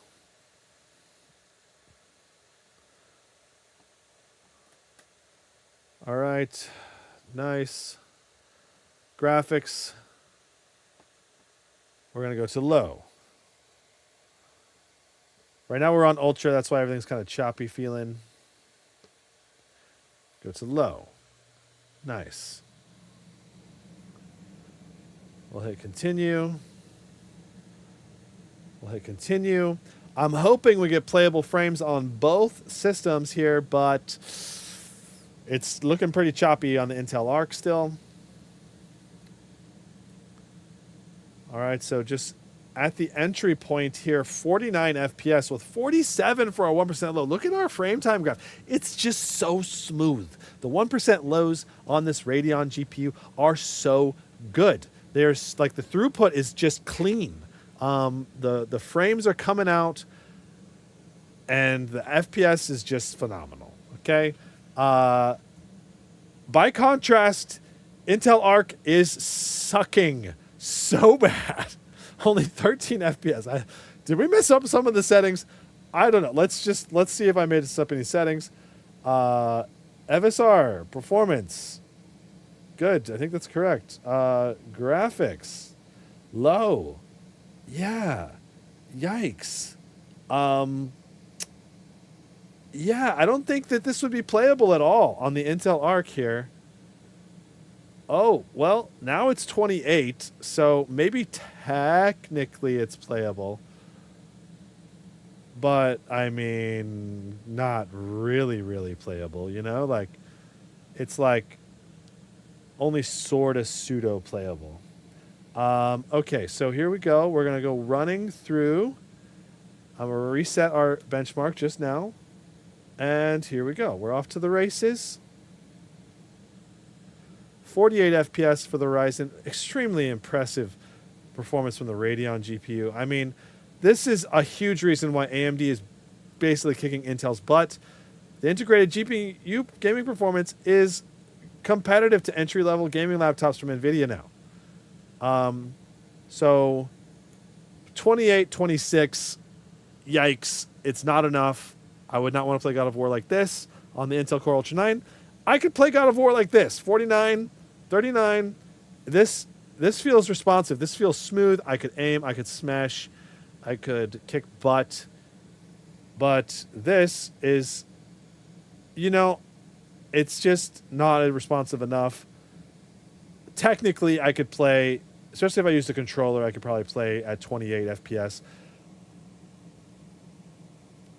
You know, and if I lower the resolution some more, yeah, I could probably make it playable. lower the resolution or lower the ups or increase the upscaling to be like a lower resolution starting. You can make it playable, but not great. It's not like, oh yeah, I want to play all of God of War like this versus the Radeon with the Ryzen. I could play God of War like that and feel pretty happy with the experience. Stureg says, do you think the new Legions will come with the Ryzen 3070 CPU? I don't know.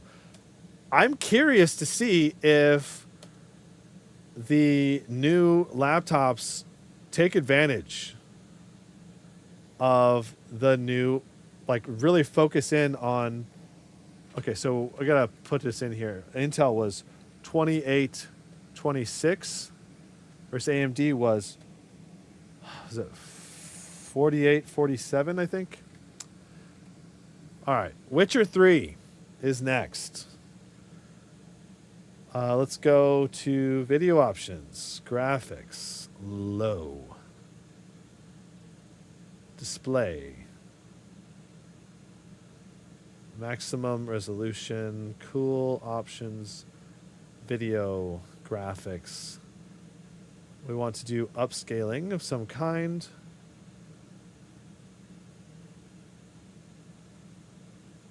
I don't think they don't have FSR 3 in here yet, so no frame gen. We'll go to performance FSR 2. No max FPS. Cool. And now we're going to go to load game.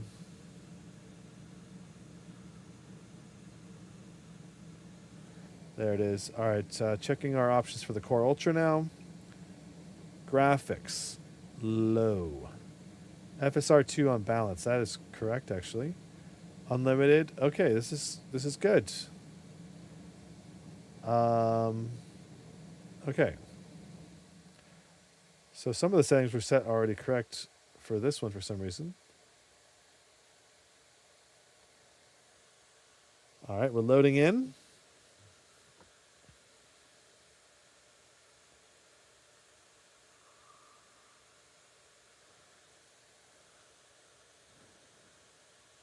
Nice. So right off the bat, low settings, QHD with upscaling, still hitting 60 FPS. Let's see what our 1% lows are looking like. 37 is pretty decent.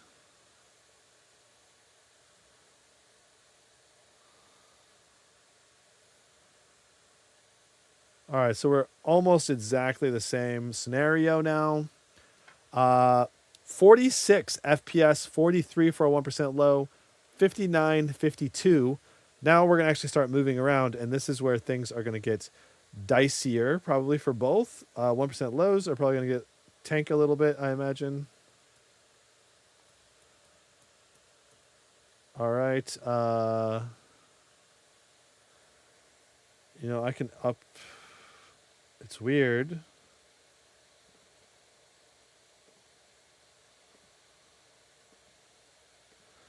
I can increase the size of the text a little bit. Anyway. All right, so we're going to get up here. We're going to do our benchmark test as best we can. It's okay if we mess it up a little bit. All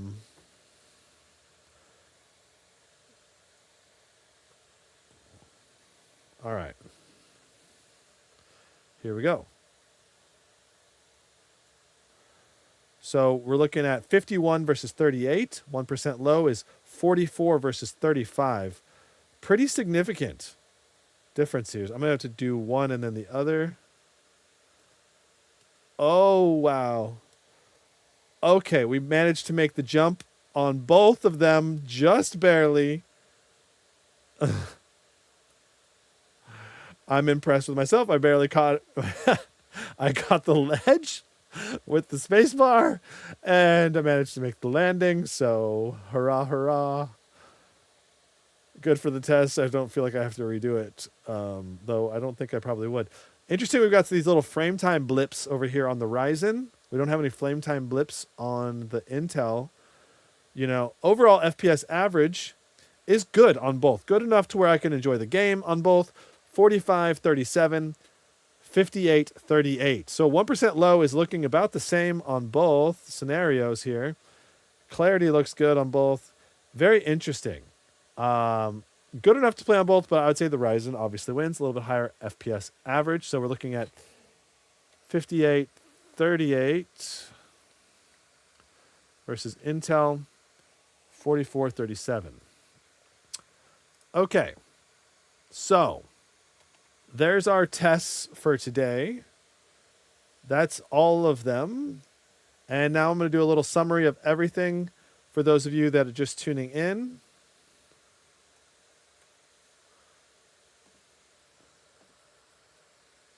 What power mode is the Intel model running on? We're doing manual max fans for both.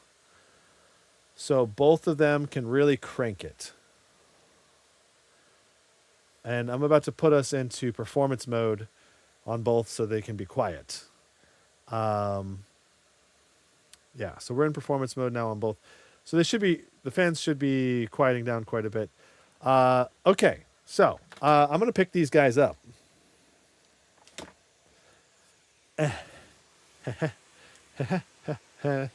Shawam, shabam, shawam, bam, bam. Okay, I'm going to hide this for a second. And I'll pull this back and out of the way. And I'll grab this one. Haha. So I can talk for a moment. Voila. Wah! Intel versus Ryzen. Ah! Thumbnail shot. Okay. All right, cool. What's up and welcome to the final summary review of Intel Core Ultra 9 versus the Ryzen AI 9 HX370. Today, Ryzen kicked Intel's butt once again. Now, that is generally true with the exception of the media encoders for video editing. That said, the Intel does cost less money, so from a price to performance perspective, the Core Ultra 9 is still pretty dang competitive if you can get it for cheaper. Let's go over all of the results for today. And I'll give you my final thoughts. Where the biggest areas where Ryzen excels versus Intel in today's tests. Okay, so here are the results. Let's talk shop. Okay, so Speedometer was a browser test. AMD was about 10% faster for browsing the internet. Geekbench CPU test. AMD was 20% faster for single core, 7% faster for multi-core. Not a huge gap there, not a great test either. Intel GPU test. AMD was significantly faster, 42,000 versus 27,000. HandBrake. This is raw media encoding with the CPU cores natively, and AMD was just a little bit faster, 2 minutes and 22 seconds versus 2 minutes and 8 seconds. HandBrake with media encoders that are built into the CPUs, we're looking at 53 seconds for Intel QuickSync versus AMD VCN 1 minute 10 seconds. That's a pretty significant win for Intel, but it does depend on the application you use because in Divinci Resolve, Intel took longer. AMD took about 21 seconds faster. Cinebench R20, AMD was about 1,400 higher score, 7,700 versus 9,100. Pretty significant performance gap there. Intel in Cinebench R23 was also still behind 2,700 points. Pretty significant gap there, a little over 14% there. Cinebench R24, we're looking at 122 point gap. You get about 12% performance gap. So about 12 to 14% performance gap between AMD and Intel in Cinebench applications. 864 RAM speed was a significant gap for the read, the write. The copy, I think, was faster for Intel, but everything else was much faster with the Ryzen. And technically, it should be pretty similar RAM, but it seems like the Ryzen was able to access it much quicker with the CPU architecture that they have. And I think that translated to better 1% lows in a lot of these games because that RAM is very important to the integrated GPU. So Baldur's Gate 3, higher FPS on average, 49 versus 38. And the 1% low is a huge difference, 35 versus 13. Counter-Strike 2, we could only look at the rough averages because of the way Counter-Strike 2 works, but AMD was ahead by about 20 FPS. Cyberpunk 2077 was 64 versus 37.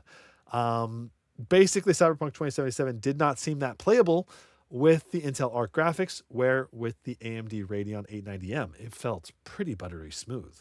God of War 28 versus 48. Huge difference here. With the Intel Arc graphics, you're just going to need to really crank those settings down even lower, the resolution down lower, FSR more upscaling if you want to get into the 40 FPS range and actually make the game playable. Versus AMD at native resolution with upscaling on low settings, very excellent gaming experience. Witcher 3, both laptops played about the same level of quality because the 1% low is almost identical, 37 versus 38, but the average FPS was higher with the AMD Radeon 890M. So overall, for games, I would say Counter-Strike 2 is the only one where it was basically close. For CPU benchmark tests, AMD swept the floor except for the media encoders, where Intel managed to get a significant win in HandBrake. So that said, AMD is ahead, clearly, right now. But by how much? Not a huge gap, 10 to 20% on average. And if the laptop costs 10 to 20% less, then it's okay. Like, it's still a good value buy to go with the Core Ultra 9 versus the Ryzen AI 9 HX370. I mean, you're not making a huge mistake with either one of these. If you want to spend a little bit more money and get a little bit more performance, you can do that. If you want to save a little money, get a little bit less performance, you can do that. Now, when you're talking about Intel QuickSync, if you need to use applications like HandBrake, you might actually be getting more performance and saving money in certain scenarios.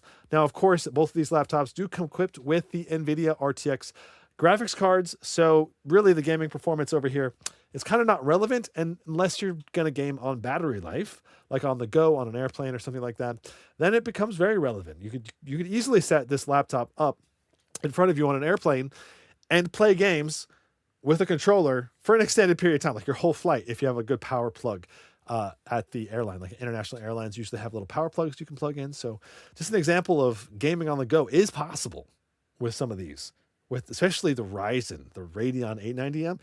Great gaming experience, well on the go. Seems pretty sweet. I don't know. I think if I had to choose, and money's no object, obviously the Ryzen's the one to go with. You want to save some money? Core Ultra 9, not a terrible choice.